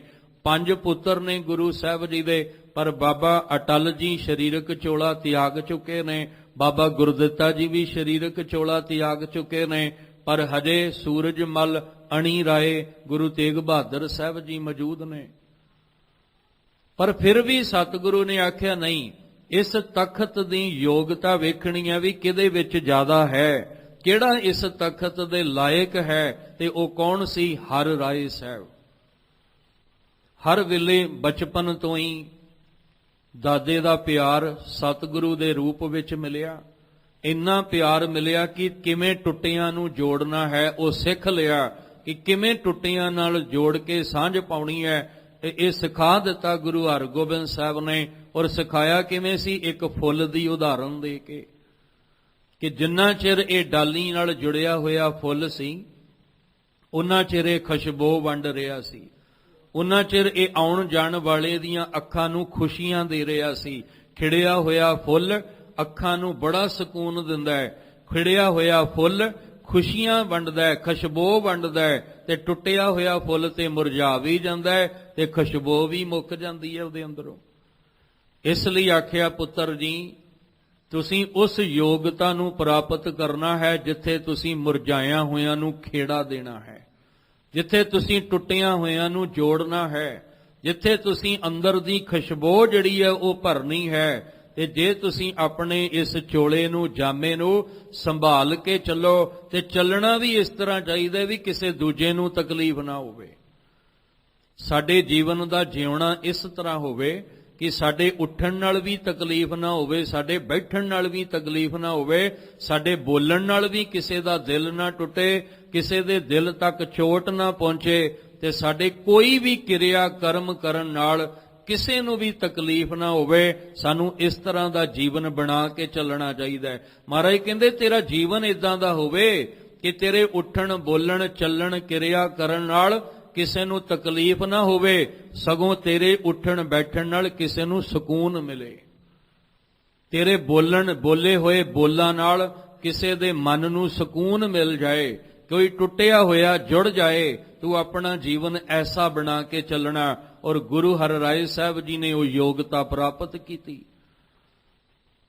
ਕੀਰਤਪੁਰ ਸਾਹਿਬ ਦੀ ਧਰਤੀ ਤੇ ਗੁਰੂ ਹਰਿਰਾਏ ਸਾਹਿਬ ਜੀ, ਹਾਲਾਂਕਿ ਪਾਵਰ ਹੈ ਗੁਰੂ ਸਾਹਿਬ ਕੋਲ, ਹਰ ਵੇਲੇ 2200 ਘੋੜ ਸਵਾਰ ਤਿਆਰ ਬਰ ਤਿਆਰ ਰਹਿੰਦੇ ਨੇ, ਪਰ ਫਿਰ ਵੀ ਸਤਿਗੁਰੂ ਜੀ ਨੇ ਕੀਰਤਪੁਰ ਸਾਹਿਬ ਦੀ ਧਰਤੀ ਤੇ ਬਖਸ਼ਿਸ਼ਾਂ ਐਸੀਆਂ ਵਰਤਾ ਦਿੱਤੀਆਂ। ਇੱਕ ਤੇ ਵੈਦ ਬਣ ਕੇ ਪਰਮੇਸ਼ਵਰ ਦੇ ਨਾਮ ਦੀ ਖੁਰਾਕ ਦੇ ਕੇ ਅੰਦਰ ਦੇ ਹਉਮੈ ਦੇ ਰੋਗ ਨੂੰ ਕੱਟਿਆ, ਅੰਦਰ ਦੇ ਤ੍ਰਿਸ਼ਨਾ ਦੇ ਰੋਗ ਨੂੰ ਕੱਟਿਆ। ਕਿਉਂਕਿ ਮੇਰਾ ਵੈਦ ਗੁਰੂ ਗੋਬਿੰਦਾ ਹਰ ਹਰ ਨਾਮ ਔਖਦ ਮੁਖ ਦੇਵੈ ਕਾਟੈ ਜਮ ਕੀ ਫੰਦਾ। ਉੱਥੇ ਗੁਰੂ ਸਾਹਿਬ ਨੇ ਦਵਾਖਾਨਾ ਵੀ ਖੋਲਿਆ, ਤੇ ਦਵਾਖਾਨਾ ਖੋਲ ਕੇ ਉਹਦੇ ਵਿੱਚ ਹਰ ਪ੍ਰਕਾਰ ਦੀ ਜੜੀ ਬੂਟੀ ਜਿਹੜੀ ਆ ਉਹ ਰੱਖੀ, ਤਾਂ ਕਿ ਤੁਸੀਂ ਇਸ ਘਰ ਵਿੱਚ ਆ ਕੇ ਤਨ ਕਰਕੇ ਵੀ ਅਰੋਗ ਹੋ ਕੇ ਜਾਣਾ, ਮਨ ਕਰਕੇ ਵੀ ਅਰੋਗ ਹੋ ਕੇ ਜਾਣਾ। ਇੱਥੇ ਤਨ ਦੀ ਦਵਾਈ ਵੀ ਮਿਲੇਗੀ, ਇੱਥੇ ਮਨ ਦੀ ਦਵਾਈ ਵੀ ਮਿਲੇਗੀ। ਗੁਰੂ ਸਾਹਿਬ ਜੀ ਨੇ ਦਵਾਖਾਨਾ ਬਿਨਾਂ ਕਿਸੇ ਵਿਤਕਰੇ ਦੇ, ਬਿਨਾਂ ਕਿਸੇ ਜਾਤ ਪਾਤ, ਗਰੀਬੀ ਅਮੀਰੀ ਦੇ ਫਰਕ ਦੇ, ਇਹ ਦਵਾਖਾਨਾ ਖੋਲ ਕੇ ਆਖਿਆ ਹਰ ਪ੍ਰਾਣੀ ਭਾਵਨਾ ਵਾਲਾ ਆਵੇ। ਇੱਥੇ ਗਰੀਬੀ ਅਮੀਰੀ ਨਹੀਂ ਵੇਖੀ ਜਾਏਗੀ, ਇੱਥੇ ਕਿਸੇ ਦੀ ਜਾਤ ਬਰਾਦਰੀ ਨਹੀਂ ਵੇਖੀ ਜਾਏਗੀ ਵੀ ਤੂੰ ਕਿਹੜੀ ਜਾਤ ਦਾ ਹੈ। ਇੱਥੇ ਤੇ ਦੁਸ਼ਮਣ ਵੀ ਚੱਲ ਕੇ ਆ ਜਾਏਗਾ ਨਾ, ਤੇ ਦੁਸ਼ਮਣ ਨੂੰ ਵੀ ਦਵਾਈ ਦੇ ਕੇ ਰਾਜੀ ਕੀਤਾ ਜਾਏਗਾ। ਕਿਉਂ ਰੋ ਪਿਆ ਸੀ ਸ਼ਾਹਜਹਾਂ? ਕਿਉਂ ਰੋਇਆ? ਕਿਉਂਕਿ ਉਹਦੇ ਗੁਰੂ ਹਰਗੋਬਿੰਦ ਸਾਹਿਬ ਸੱਚੇ ਪਾਤਸ਼ਾਹ ਜੀ ਵੇਲੇ ਬਾਰ-ਬਾਰ ਗੁਰੂ ਹਰਗੋਬਿੰਦ ਸਾਹਿਬ ਤੇ ਆਪਣੀ ਫੌਜ ਚਾੜ ਕੇ ਭੇਜਦਾ ਰਿਹਾ ਵੀ ਕਿਸੇ ਤਰ੍ਹਾਂ ਮੈਂ ਇਹਨਾਂ ਦੇ ਤਖਤ ਨੂੰ ਮਿਟਾਉਣਾ ਹੈ। ਅੱਜ ਆਪਣੇ ਪੁੱਤਰ ਦੀ ਜਦੋਂ ਦੇਖਿਆ ਵੀ ਮੌਤ ਦੇ ਕਿਨਾਰੇ ਪਿਆ, ਜਾਨ ਬਚਾਉਣ ਵਾਲਾ ਕੋਈ ਨਹੀਂ ਨਜ਼ਰ ਆਉਂਦਾ, ਤੇ ਕਿਸੇ ਨੇ ਆਖਿਆ ਸੀ ਵੈਦ ਨੇ, ਕਹਿੰਦੇ ਸ਼ਾਹਜਹਾਂ ਇੱਕੋ ਹੀ ਦਵਾਖਾਨਾ ਹੈ ਹੁਣ ਜਿਹਦੇ ਵਿੱਚੋਂ ਮਿਲੀ ਹੋਈ ਜੜੀ ਬੂਟੀ ਤੇਰੇ ਪੁੱਤਰ ਦੀ ਜਾਨ ਬਚਾ ਸਕਦੀ ਹੈ। ਪੁੱਛਿਆ ਕਿਹੜਾ ਦਵਾਖਾਨਾ, ਕਿੱਥੇ ਹੈ? ਕਹਿੰਦੇ ਉਹ ਹੈ ਗੁਰੂ ਹਰਗੋਬਿੰਦ ਸਾਹਿਬ ਜੀ ਦੇ ਪੋਤੇ ਗੁਰੂ ਹਰਿਰਾਏ ਸਾਹਿਬ। ਤੇ ਕੀਰਤਪੁਰ ਸਾਹਿਬ ਦੀ ਧਰਤੀ ਤੇ ਅੱਖਾਂ ਭਰ ਆਈਆਂ ਸੀ ਤੇ ਜਦੋਂ ਉਹਨੇ ਬੇਨਤੀ ਪੱਤਰ ਲਿਖਿਆ ਕਿ ਗੁਰੂ ਹਰਗੋਬਿੰਦ ਸਾਹਿਬ ਦੇ ਪੋਤੇ ਗੁਰੂ ਹਰਿਰਾਏ ਸਾਹਿਬ, ਮੈਂ ਇਸ ਘਰ ਦਾ ਹਮੇਸ਼ਾ ਵਿਰੋਧ ਕਰਦਾ ਰਿਹਾ, ਮੈਂ ਆਪਣੀ ਫੌਜ ਚਾੜ ਕੇ ਭੇਜਦਾ ਰਿਹਾ, ਪਰ ਅੱਜ ਮੇਰੇ ਹੱਥ ਜੁੜ ਗਏ ਨੇ ਤੇ ਨਿਮਰਤਾ ਸਹਿਤ ਬੇਨਤੀ ਕਰਦਾ ਕਿ ਆਪਣੇ ਦਵਾਖਾਨੇ ਵਿੱਚੋਂ ਜੋ ਜੜੀ ਬੂਟੀ ਮੇਰੇ ਪੁੱਤਰ ਦੀ ਜਾਨ ਬਚਾਉਣ ਵਾਸਤੇ ਚਾਹੀਦੀ ਹੈ ਉਹ ਮੈਨੂੰ ਦੇ ਦਿਓ। ਤੇ ਜਦੋਂ ਗੁਰੂ ਹਰਿਰਾਏ ਸਾਹਿਬ ਜੀ ਤੱਕ ਇਹ ਖਬਰ ਪਹੁੰਚੀ, ਸਤਿਗੁਰੂ ਜੀ ਨੇ ਉੱਥੇ ਵਿਤਕਰਾ ਥੋੜੀ ਕੀਤਾ, ਕੋਈ ਅੰਦਰ ਨਫ਼ਰਤ ਰੱਖ ਕੇ ਉਹਨੂੰ ਖਾਲੀ ਥੋੜੀ ਮੋੜਿਆ। ਸਤਿਗੁਰੂ ਜੀ ਨੇ ਜੋ ਉਹਨਾਂ ਨੇ ਮੰਗਿਆ ਉਹਨਾਂ ਨੂੰ ਉਹ ਦੇ ਕੇ ਆਪਣੇ ਦਵਾਖਾਨੇ ਵਿੱਚੋਂ ਦੀ ਤੇ ਸ਼ਾਹਜਹਾਂ ਦੇ ਪੁੱਤਰ ਦੀ ਜਾਨ ਬਚਾਈ। ਗੁਰੂ ਹਰਿਰਾਏ ਸਾਹਿਬ ਜੀ ਨੇ ਜਿੱਥੇ ਇਹ ਕਿਰਪਾ ਬਖਸ਼ਿਸ਼ ਕੀਤੀ, ਉੱਥੇ ਸਤਿਗੁਰੂ ਜੀ ਨੇ ਹਰਿਆਵਲੀ ਦਾ ਬੜਾ ਧਿਆਨ ਰੱਖਿਆ। ਬਾਗ ਬੂਟੇ ਬਗੀਚੇ ਸਤਿਗੁਰੂ ਜੀ ਨੇ ਬਹੁਤਾਤ ਦੇ ਵਿੱਚ ਉੱਥੇ ਇਹ ਧਿਆਨ ਰੱਖਿਆ। ਔਰ ਜਦੋਂ ਸਤਿਗੁਰੂ ਜੀ ਜਾਂਦੇ ਨੇ ਘੋੜੇ ਤੇ ਸਵਾਰ ਹੋ ਕੇ ਜੰਗਲ ਦੇ ਇਲਾਕੇ ਵਿੱਚ, ਤੇ ਕਿਸੇ ਦਾ ਸ਼ਿਕਾਰ ਕਰਕੇ ਨਹੀਂ ਆਉਂਦੇ, ਸਗੋਂ ਉੱਥੋਂ ਦੇ ਜਿਹੜੇ ਜੀਵ ਨੇ ਉਹਨਾਂ ਨੂੰ ਲਿਆ ਕੇ ਆਪਣੇ ਬਾਗ ਦੇ ਵਿੱਚ ਸਤਿਗੁਰੂ ਛੱਡਦੇ ਨੇ। ਕਿਉਂਕਿ ਹਰ ਇੱਕ ਜੀਵਨ, ਪਹਿਲਾ ਸਬਕ ਹੀ ਇਹ ਸੀ ਕਿ ਤੁਸੀਂ ਕਦੇ ਕਿਸੇ ਦਾ ਦਿਲ ਦਿਖਾਉਣਾ ਨਹੀਂ, ਕਦੇ ਕਿਸੇ ਨੂੰ ਤੋੜਨਾ ਨਹੀਂ, ਜਿੱਥੋਂ ਤੱਕ ਹੋ ਸਕੇ ਤੁਸੀਂ ਟੁੱਟਿਆਂ ਨੂੰ ਜੋੜਨ ਦਾ ਕੰਮ ਕਰਨਾ ਹੈ। ਤੇ ਗੁਰੂ ਹਰਿਰਾਏ ਸਾਹਿਬ ਜੀ ਨੇ ਬਾਖੂਬੀ ਇਸ ਤਖਤ ਦੇ ਉੱਤੇ ਬੈਠ ਕੇ ਪੂਰੀ ਇਮਾਨਦਾਰੀ ਦੇ ਨਾਲ, ਅੱਜ ਬੇਨਤੀ ਕਰਾਂ, ਜਿਹਨੂੰ ਵੀ ਕੋਈ ਅਹੁਦਾ ਮਿਲਦਾ ਹੈ ਨਾ, ਜਿਹਨੂੰ ਵੀ ਕੋਈ ਜ਼ਿੰਮੇਵਾਰੀ ਮਿਲਦੀ ਹੈ, ਉਹ ਭਾਵੇਂ ਸਮਾਜਿਕ ਤਲ ਤੇ ਹੋਵੇ, ਭਾਵੇਂ ਉਹ ਪਰਿਵਾਰਕ ਤਲ ਤੇ ਹੋਵੇ, ਭਾਵੇਂ ਉਹ ਰਾਜਨੀਤਿਕ ਤਲ ਤੇ ਹੋਵੇ, ਭਾਵੇਂ ਉਹ ਧਾਰਮਿਕ ਤਲ ਤੇ ਹੋਵੇ, ਸਾਨੂੰ ਇਮਾਨਦਾਰੀ ਨਾਲ ਆਪਣਾ ਫਰਜ਼ ਨਿਭਾਉਣਾ ਚਾਹੀਦਾ ਹੈ। ਕਿਉਂਕਿ ਅੱਜ ਦੇ ਹਾਲਾਤ ਵੇਖਦੇ ਆ, ਸਾਨੂੰ ਅਹੁਦਾ ਤੇ ਮਿਲ ਜਾਂਦਾ ਹੈ ਪਰ ਇਮਾਨਦਾਰੀ ਖਤਮ ਹੋ ਜਾਂਦੀ ਹੈ, ਇਮਾਨਦਾਰੀ ਅੰਦਰ ਰਹਿੰਦੀ ਕੋਈ ਨਹੀਂ। ਅਸੀਂ ਦੇਖ ਰਹੇ ਹਾਂ ਦੁਨੀਆ ਦੀ ਹਾਲਤ ਕੀ ਹੈ, ਪਰ ਇੱਥੇ ਜੋ ਤਖਤ ਜਿਹਨੂੰ ਯੋਗ ਸਮਝ ਕੇ ਦਿੱਤਾ ਗਿਆ ਉਹਨੂੰ ਬਾਖੂਬੀ ਇਮਾਨਦਾਰੀ ਨਾਲ ਨਿਭਾਇਆ। ਇੰਨੀ ਇਮਾਨਦਾਰੀ ਨਾਲ ਕਿ ਗੁਰੂ ਗੋਬਿੰਦ ਸਿੰਘ ਜੀ ਤੁਸੀਂ ਆਪਣੇ ਕੋਲ ਰੱਖਦੇ ਹੀ ਕੁਛ ਨਹੀਂ, ਸਭ ਕੁਝ ਤੁਸੀਂ ਇਮਾਨਦਾਰੀ ਨਾਲ ਆਪਣੀ ਇਸ ਤਖਤ ਦੇ ਉੱਤੇ ਬੈਠ ਕੇ ਜੋ ਤੁਹਾਡੀਆਂ ਜ਼ਿੰਮੇਵਾਰੀਆਂ ਸੀ ਉਹ ਸਾਰੀਆਂ ਨਿਭਾਉਂਦੇ ਤੁਸੀਂ ਆਪਣਾ ਪਰਿਵਾਰ ਹੀ ਵਾਰ ਦਿੱਤਾ।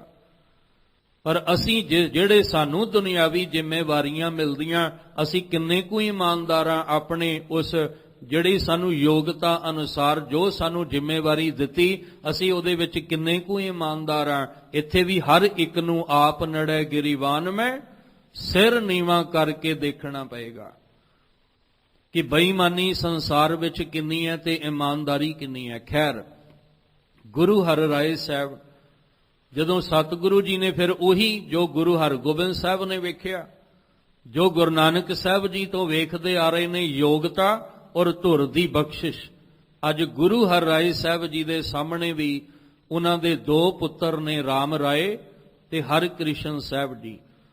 ਗੁਰੂ ਹਰਿਕ੍ਰਿਸ਼ਨ ਸਾਹਿਬ ਸੱਚੇ ਪਾਤਸ਼ਾਹ, ਜਿਨ੍ਹਾਂ ਦੀ ਉਮਰ ਤਕਰੀਬਨ 5 ਕੁ ਸਾਲ ਦੀ ਹੋ ਚੁੱਕੀ ਹੈ, ਕਿਉਂਕਿ ਧੰਨ ਗੁਰੂ ਹਰਿਰਾਏ ਸਾਹਿਬ ਸਤਿਗੁਰੂ ਜੀ ਦਾ ਪ੍ਰਕਾਸ਼ 1630 ਦੇ ਵਿੱਚ ਹੁੰਦਾ ਹੈ ਤੇ 1661 ਦੇ ਵਿੱਚ ਸਰੀਰਕ ਚੋਲਾ ਅੱਜ ਦੇ ਦਿਨ ਜਿਹੜਾ ਤਿਆਗਦੇ ਨੇ, ਤੇ 1656 ਦੇ ਵਿੱਚ ਗੁਰੂ ਹਰਿਕ੍ਰਿਸ਼ਨ ਸਾਹਿਬ ਦਾ ਪ੍ਰਕਾਸ਼ ਹੁੰਦਾ ਹੈ ਤੇ 1661 ਦੇ ਵਿੱਚ ਗੁਰੂ ਹਰਿਕ੍ਰਿਸ਼ਨ ਸਾਹਿਬ ਜੀ ਨੂੰ ਗੁਰਤਾ ਗੱਦੀ ਪ੍ਰਾਪਤ ਹੁੰਦੀ ਹੈ। ਉਸ ਮੁਤਾਬਕ 5 ਕੁ ਸਾਲ ਦੀ ਉਮਰ ਬਣਦੀ ਹੈ। ਜੇ 1656 ਦਾ ਪ੍ਰਕਾਸ਼ ਤੇ 1661 ਦੇ ਵਿੱਚ ਆ ਕੇ ਇਹ ਬਖਸ਼ਿਸ਼ ਮਿਲਦੀ। ਸਤਿਗੁਰੂ ਨੇ ਵੇਖਿਆ ਕਿ ਦੋ ਪੁੱਤਰ ਨੇ ਤੇ ਦੋਵਾਂ ਦੇ ਵਿੱਚੋਂ ਕਿਹੜਾ ਇਹਦੇ ਯੋਗ ਹੈ। ਇੱਕ ਨੇ ਤੇ ਆਪ ਹੀ ਐਸਾ ਕਰਮ ਕਰਕੇ ਦੱਸ ਦਿੱਤਾ ਕਿ ਮੈਂ ਗੁਰੂ ਨਾਨਕ ਸਾਹਿਬ ਜੀ ਦੇ ਤਖਤ ਤੇ ਬੈਠਣ ਦੇ ਯੋਗ ਨਹੀਂ, ਕਿਉਂਕਿ ਜਿਹੜਾ ਗੁਰਬਾਣੀ ਦਾ ਅਦਬ ਨਹੀਂ ਕਰ ਸਕਦਾ, ਜਿਹੜਾ ਗੁਰੂ ਨਾਨਕ ਜੀ ਦੇ ਸਿਧਾਂਤ ਨਹੀਂ ਸੰਭਾਲ ਕੇ ਰੱਖ ਸਕਦਾ, ਉਹ ਨਾ ਗੁਰੂ ਦਾ ਸਿੱਖ ਹੋ ਸਕਦਾ ਹੈ ਤੇ ਨਾ ਹੀ ਉਹ ਸਤਿਗੁਰੂ ਦੇ ਤਖਤ ਤੇ ਬੈਠਣ ਦੇ ਯੋਗ ਹੋ ਸਕਦਾ ਹੈ। ਇੱਥੇ ਫਿਰ ਸਾਨੂੰ ਆਪਣੇ ਜੀਵਨ ਵਿੱਚ ਝਾਤ ਮਾਰਨੀ ਪਏਗੀ ਕਿ ਜੇ ਆਪਣੇ ਆਪ ਨੂੰ ਗੁਰੂ ਦੇ ਸਿੱਖ ਅਖਵਾਉਂਦੇ ਹਾਂ ਤੇ ਕਿੰਨਾ ਕੁ ਸਿਧਾਂਤਾਂ ਤੇ ਪਹਿਰਾ ਦਿੰਨੇ ਹਾਂ।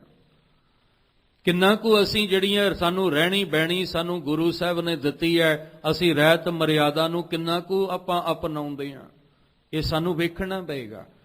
ਗੁਰੂ ਹਰਿਰਾਏ ਸਾਹਿਬ ਜੀ ਨੇ ਫਿਰ ਪਰਖਿਆ ਕਿ ਕਿਹੜਾ ਇਹਦੇ ਯੋਗ ਹੈ ਤੇ ਧੁਰ ਦੀ ਬਖਸ਼ਿਸ਼ ਕਿਹਦੀ ਝੋਲੀ ਵਿੱਚ ਪੈਣੀ ਚਾਹੀਦੀ ਹੈ। ਰਾਮ ਰਾਏ ਨੇ ਤੇ ਦੱਸ ਦਿੱਤਾ ਸੀ ਕਿ ਮੈਂ ਤੇ ਸਮਾਂ ਆਏਗਾ ਇਹਨਾਂ ਪਦਾਰਥਾਂ ਦੀ ਚਮਕ ਵੇਖ ਕੇ ਮੈਂ ਤੇ ਗੁਰਬਾਣੀ ਦੇ ਅਰਥ ਦੇ ਅਨਰਥ ਵੀ ਕਰ ਸਕਦਾ, ਮੈਂ ਗੁਰਬਾਣੀ ਨੂੰ ਬਦਲ ਵੀ ਸਕਦਾ ਹਾਂ। ਮਿੱਟੀ ਮੁਸਲਮਾਨ ਕੀ ਨੂੰ ਮਿੱਟੀ ਬੇਈਮਾਨ ਕੀ ਵੀ ਕਹਿ ਸਕਦਾ। ਜੇ ਮੈਨੂੰ ਅੱਜ ਕਿਤੇ ਮਾਇਆਵੀ ਪਦਾਰਥਾਂ ਦੀ ਚਮਕ ਨਜ਼ਰ ਆਈ ਤੇ ਇਸ ਚਮਕ ਪਿੱਛੇ ਮੈਂ ਗੁਰਬਾਣੀ ਦੇ ਅਨਰਥ ਵੀ ਕਰ ਸਕਦਾ। ਤੇ ਜਿਹੜਾ ਗੁਰਬਾਣੀ ਦਾ ਅਦਬ ਨਹੀਂ ਕਰੇਗਾ, ਸਤਿਗੁਰੂ ਜੀ ਕਹਿੰਦੇ ਪੁੱਤਰ ਤਾਂ ਛੱਡੋ, ਮੈਂ ਸਿੱਖ ਵੀ ਨਹੀਂ ਉਹਨੂੰ ਮੰਨਦਾ।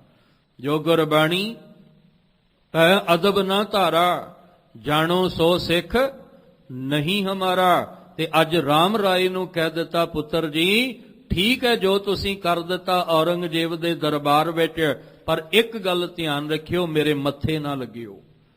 ਨਾ ਤੁਸੀਂ ਆਪਣੀ ਸ਼ਕਲ ਮੈਨੂੰ ਵਿਖਾਉਣੀ ਤੇ ਨਾ ਮੇਰੇ ਮੱਥੇ ਤੁਸੀਂ ਲੱਗਣਾ, ਕਿਉਂਕਿ ਤੁਸੀਂ ਕਰਮ ਹੀ ਏਡਾ ਵੱਡਾ ਕਰ ਦਿੱਤਾ ਕਿ ਜਿਹਦੀ ਮਾਫੀ ਉਹ ਮਾਲਕ ਆਪ ਹੀ ਦੇਵੇ ਤਾਂ ਦੇਵੇ, ਨਹੀਂ ਤਾਂ ਤੁਹਾਡੇ ਇਸ ਕਰਮ ਦੀ ਮਾਫੀ ਨਹੀਂ। ਤੇ ਅੱਜ ਕੀ ਹੋ ਰਿਹਾ ਹੈ? ਜੇ ਗੁਰੂ ਹਰਿਰਾਏ ਸਾਹਿਬ ਨੇ ਰਾਮ ਰਾਏ ਨੂੰ ਇਸ ਕਰਕੇ ਕਹਿ ਦਿੱਤਾ ਮੱਥੇ ਨਹੀਂ ਲੱਗਣਾ, ਸਿਰਫ ਇੱਕ ਗੁਰਬਾਣੀ ਬਦਲ ਕੇ ਉਹਦੇ ਅਰਥ ਹੀ ਬਦਲੇ ਨੇ, ਅਸੀਂ ਤੇ ਅਨਰਥ ਕਰ ਰਹੇ ਹਾਂ। ਗੁਰੂ ਗ੍ਰੰਥ ਸਾਹਿਬ ਦੀ ਬਾਰ-ਬਾਰ ਬੇਅਦਬੀ, ਬਾਰ-ਬਾਰ ਅੰਗ ਕਿਤੇ ਨਾ ਕਿਤੇ ਖਿਲਾਰੇ ਜਾ ਰਹੇ ਨੇ। ਕੋਈ ਤਾਂ ਸ਼ਰਾਰਤੀ ਅਨਸਰ ਹੈ ਜਿਹੜਾ ਇਹ ਖਿਲਵਾੜ ਕਰ ਰਿਹਾ ਹੈ, ਜਿਹੜਾ ਇਹ ਖੇਡ ਜਿਹੜੀ ਹੈ ਖਿਡਾ ਰਿਹਾ ਹੈ। ਕਿਉਂ? ਫਿਰ ਸਤਿਗੁਰੂ ਜੀ ਕਹਿੰਦੇ ਨਹੀਂ, ਮੈਂ ਆਪਣੇ ਪੁੱਤਰ ਨੂੰ ਵੀ ਪੁੱਤਰ ਮੰਨਣ ਤੋਂ ਇਨਕਾਰ ਕਰਦਾ। ਫਿਰ ਗੁਰੂ ਹਰਿਕ੍ਰਿਸ਼ਨ ਸਾਹਿਬ ਜੀ ਦਾ ਜੀਵਨ ਵੇਖਿਆ, ਅੰਦਰ ਭਗਤੀ ਰੱਬੀ ਰੰਗ ਵੇਖਿਆ, ਉਹ ਯੋਗਤਾ ਵੇਖੀ, ਉਮਰ ਨਹੀਂ ਵੇਖੀ 5 ਸਾਲ, ਯੋਗਤਾ ਵੇਖੀ। ਧਿਆਨ ਰੱਖਿਓ, ਹੀਰਾ ਕਿੰਨਾ ਕੁ ਵੱਡਾ ਹੁੰਦਾ ਹੈ, ਪਰ ਉਸ ਹੀਰੇ ਦੇ ਵਿੱਚ ਕੀਮਤ ਕਿੰਨੀ ਜ਼ਿਆਦਾ ਹੁੰਦੀ ਹੈ।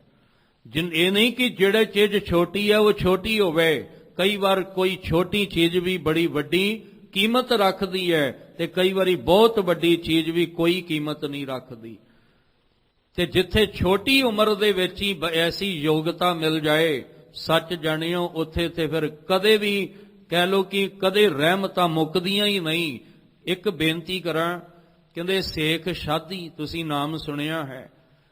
ਕਹਿੰਦੇ ਇੱਕ ਸ਼ਹਿਰ ਦੇ ਵਿੱਚ ਜਾਂ ਕਿਸੇ ਵੀ ਇਲਾਕੇ ਦੇ ਵਿੱਚ ਉਹ ਗਿਆ ਤੇ ਉਹਦੇ ਕੋਲ ਇੱਕ ਕਹਿੰਦੇ ਨੇ ਇੱਕ ਮੁਰਗਾ ਸੀ ਤੇ ਇੱਕ ਉਹਦੇ ਕੋਲ ਗਧਾ ਸੀ, ਤਿੰਨੇ ਭੁੱਖੇ, 1 ਟਕਾ ਉਹਦੇ ਕੋਲ। ਹੁਣ ਉਹ ਸੋਚਦਾ ਵੀ 1 ਟਕੇ ਨਾਲ ਮੈਂ ਇਹ ਆਪਣੇ ਗਧੇ ਦਾ ਪੇਟ ਭਰਾਂ ਕਿ ਆਪਣਾ ਪੇਟ ਭਰਾਂ, ਕਿ ਮੈਂ ਇਸ ਜਿਹੜਾ ਮੁਰਗਾ ਨਾਲ ਰੱਖਿਆ ਇਹਦਾ ਮੈਂ ਪੇਟ ਭਰਾਂ, ਇਹ ਤਿੰਨਾਂ ਦਾ ਪੇਟ ਕਿਵੇਂ ਭਰ ਸਕਦਾ ਹੈ? ਕਹਿੰਦੇ ਉਸ ਸ਼ਹਿਰ ਦੇ ਇੱਕ ਬੱਚੇ ਨੇ ਕਿਹਾ ਵੀ ਕਿਉਂ ਤੁਸੀਂ ਇਹ ਸੋਚਾਂ ਵਿੱਚ ਡੁੱਬੇ ਬੈਠੇ ਹੋ, ਕੀ ਗੱਲ ਹੈ?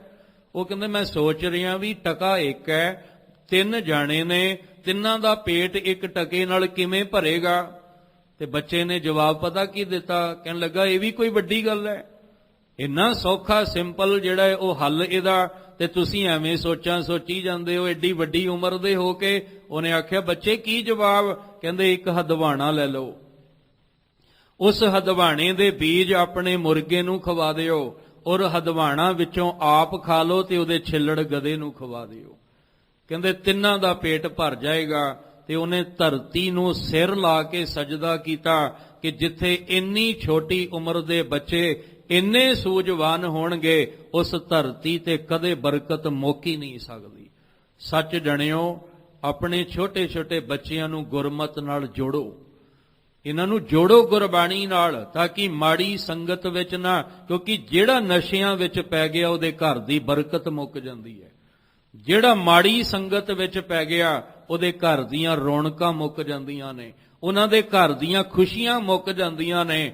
ਜੇ ਆਪਣੇ ਘਰ ਦੀਆਂ ਰੌਣਕਾਂ ਖੁਸ਼ੀਆਂ ਬਰਕਰਾਰ ਰੱਖਣਾ ਚਾਹੁੰਦੇ ਹੋ ਤੇ ਆਪਣੀ ਛੋਟੇ ਛੋਟੀ ਉਮਰਾਂ ਦੇ ਬੱਚਿਆਂ ਨੂੰ ਗੁਰਮਤ ਨਾਲ ਜੋੜ ਦਿਓ, ਗੁਰਬਾਣੀ ਨਾਲ ਜਿਹੜਾ ਉਹ ਜੋੜ ਦਿਓ।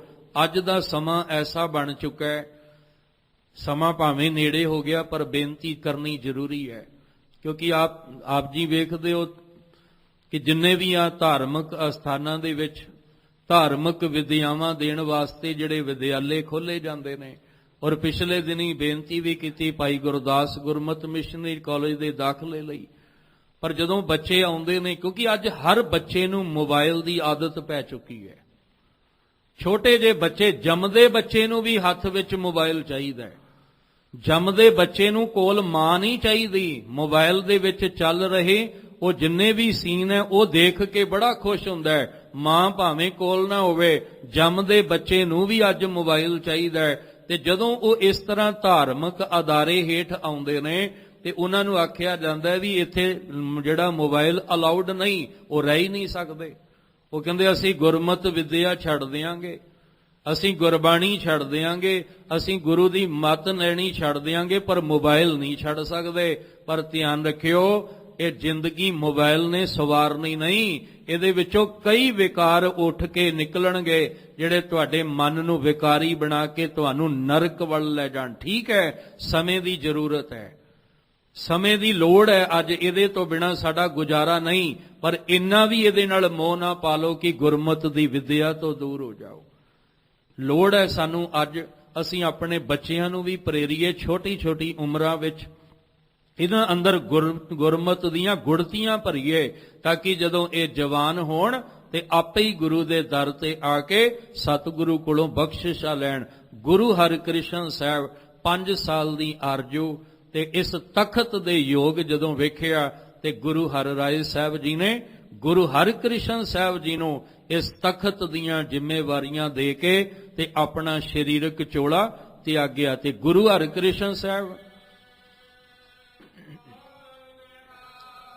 ਤੇ ਗੁਰੂ ਹਰਿਕ੍ਰਿਸ਼ਨ ਸਾਹਿਬ ਜੀ ਨੇ ਫਿਰ ਕੀਰਤਪੁਰ ਸਾਹਿਬ ਤੋਂ ਦਿੱਲੀ ਤੱਕ ਕਿੰਨੀਆਂ ਬਖਸ਼ਿਸ਼ਾਂ ਵਰਤਾਈਆਂ। ਸਤਿਗੁਰੂ ਜੀ ਨੇ ਪੰਡਤ ਲਾਲ ਚੰਦ ਵਰਗੇ ਨੂੰ ਵੀ ਇੰਨੀ ਛੋਟੀ ਉਮਰ ਦੇ ਵਿੱਚ ਅੰਦਰ ਵੱਡੀਆਂ ਬਖਸ਼ਿਸ਼ਾਂ ਲੈ ਕੇ ਸਮਝਾ ਦਿੱਤਾ। ਕਹਿਣ ਲੱਗੇ ਤੂੰ ਉਮਰ ਨਾ ਵੇਖ, ਬਸ ਇਹ ਦੇਖ ਕਿ ਧੰਨ ਗੁਰੂ ਨਾਨਕ ਸਾਹਿਬ ਦੀਆਂ ਬਖਸ਼ਿਸ਼ਾਂ ਵਰਤਦੀਆਂ ਨੇ। ਉਹਦਾ ਵੀ ਅੰਦਰ ਭਰਮ ਗੜ ਤੋੜ ਕੇ ਤੇ ਭਾਈ ਛੱਜੂ ਝੀਵਰ ਨੂੰ ਕਿੰਨੀਆਂ ਬਖਸ਼ਿਸ਼ਾਂ ਦੇ ਕੇ ਨਿਵਾਜਿਆ। ਸਤਿਗੁਰੂ ਜੀ ਨੇ ਰਾਜਾ ਜੈ ਸਿੰਘ ਦੇ ਬੰਗਲੇ ਵਿੱਚ ਜਾ ਕੇ, ਜਿੱਥੇ ਜਾਏ ਬਹਿ ਮੇਰਾ ਸਤਿਗੁਰੂ ਸੋ ਥਾਨ ਸੁਹਾਵਾ, ਰਾਮ ਰਾਜੇ ਉਹ ਬੰਗਲੇ ਨੂੰ ਸਦਾ ਲਈ ਬੰਗਲਾ ਸਾਹਿਬ ਬਣਾ ਦਿੱਤਾ। ਕਿੰਨਿਆਂ ਦੇ ਦੁੱਖ ਦੂਰ ਕੀਤੇ, ਕਿੰਨਿਆਂ ਦੇ ਰੋਗ ਕੱਟੇ, ਕਿੰਨਿਆਂ ਦੇ ਸਤਿਗੁਰੂ ਨੇ ਜਨਮ ਮਰਨ ਕੱਟ ਦਿੱਤਾ।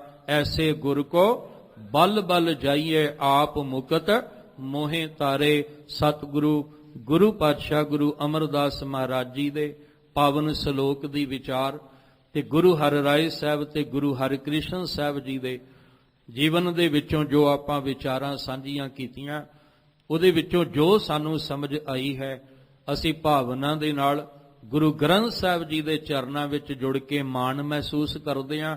ਇਹ ਰਲ ਕੇ ਭਾਵਨਾ ਦੇ ਨਾਲ ਪੜ੍ਹੀਏ। ਗੁਰ ਵੱਡ ਭਾਗੀ ਪਾਇਆ, ਐਸਾ ਗੁਰ ਵੱਡ ਭਾਗੀ ਪਾਇਆ, ਗੁਰ ਵੱਡ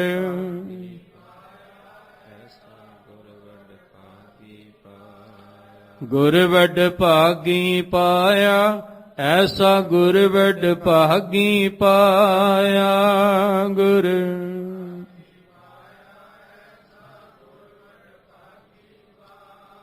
ਭੁੱਲੇ ਮਾਰਗ ਜਿਨ ਹੈ ਬਤਾਇਆ, ਭੁੱਲੇ ਮਾਰਗ ਜਿਨ ਹੈ ਬਤਾਇਆ,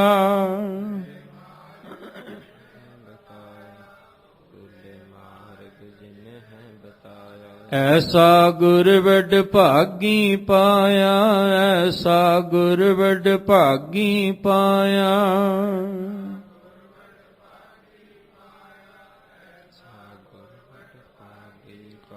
ਗੁਰ ਵੱਡ ਭਾਗੀ ਪਾਇਆ, ਐਸਾ ਗੁਰ ਵੱਡ ਭਾਗੀ ਪਾਇਆ।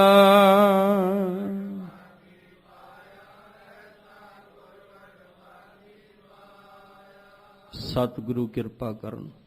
ਇਸੇ ਤਰ੍ਹਾਂ ਸਾਨੂੰ, ਤੁਹਾਨੂੰ ਸਭਨਾਂ ਨੂੰ, ਆਉਣ ਵਾਲੀ ਜਿਹੜੀ ਪੀੜ੍ਹੀ ਹੈ, ਸਾਡੇ ਬੱਚਿਆਂ ਨੂੰ, ਛੋਟੇ ਬੱਚਿਆਂ ਨੂੰ, ਨੌਜਵਾਨਾਂ ਨੂੰ ਸਤਿਗੁਰੂ ਜੀ ਬਾਣੀ ਤੇ ਬਾਣੀ ਦੇ ਧਾਰਨੀ ਬਣਾਉਣ, ਨਿਤਨੇਮੀ ਬਣਾਉਣ, ਨੇਕ ਜੀਵਨ ਜਿਹੜਾ ਉਹਨਾਂ ਦਾ ਬਣ ਜਾਏ, ਜਿਹਦੇ ਨਾਲ ਲੋਕ ਸੁਖੀਏ ਔਰ ਲੋਕ ਸੁਹੇਲੇ। ਨਾਨਕ ਹਰ ਪ੍ਰਭ ਆਪੇ ਮੇਲੇ ਹੋ ਸਕੇ। ਅੱਜ ਦੀ ਵਿਚਾਰ ਕਰਦਿਆਂ ਬੇਅੰਤ ਭੁੱਲਾਂ ਦੀ ਖਿਮਾ ਜੀ। ਗੁਰੂ ਅਮਰਦਾਸ ਪਾਤਸ਼ਾਹ ਦੇ ਪਾਵਨ ਬਚਨ ਆਪਣੇ ਹਿਰਦੇ ਅੰਦਰ ਵਸਾ ਲਈਏ ਜੀ। ਸਤਿਗੁਰ ਸੇਵ ਸੁਖ ਪਾਇਆ, ਅਤ ਤਿਸਨਾ ਤਜ ਵਿਕਾਰ। ਜਨਮ ਮਰਨ ਕਾ ਦੁਖ ਗਿਆ, ਜਨ ਨਾਨਕ ਸ਼ਬਦ ਵਿਚਾਰ। ਵਾਹਿਗੁਰੂ ਜੀ ਕਾ ਖਾਲਸਾ, ਵਾਹਿਗੁਰੂ ਜੀ ਕੀ ਫਤਿਹ।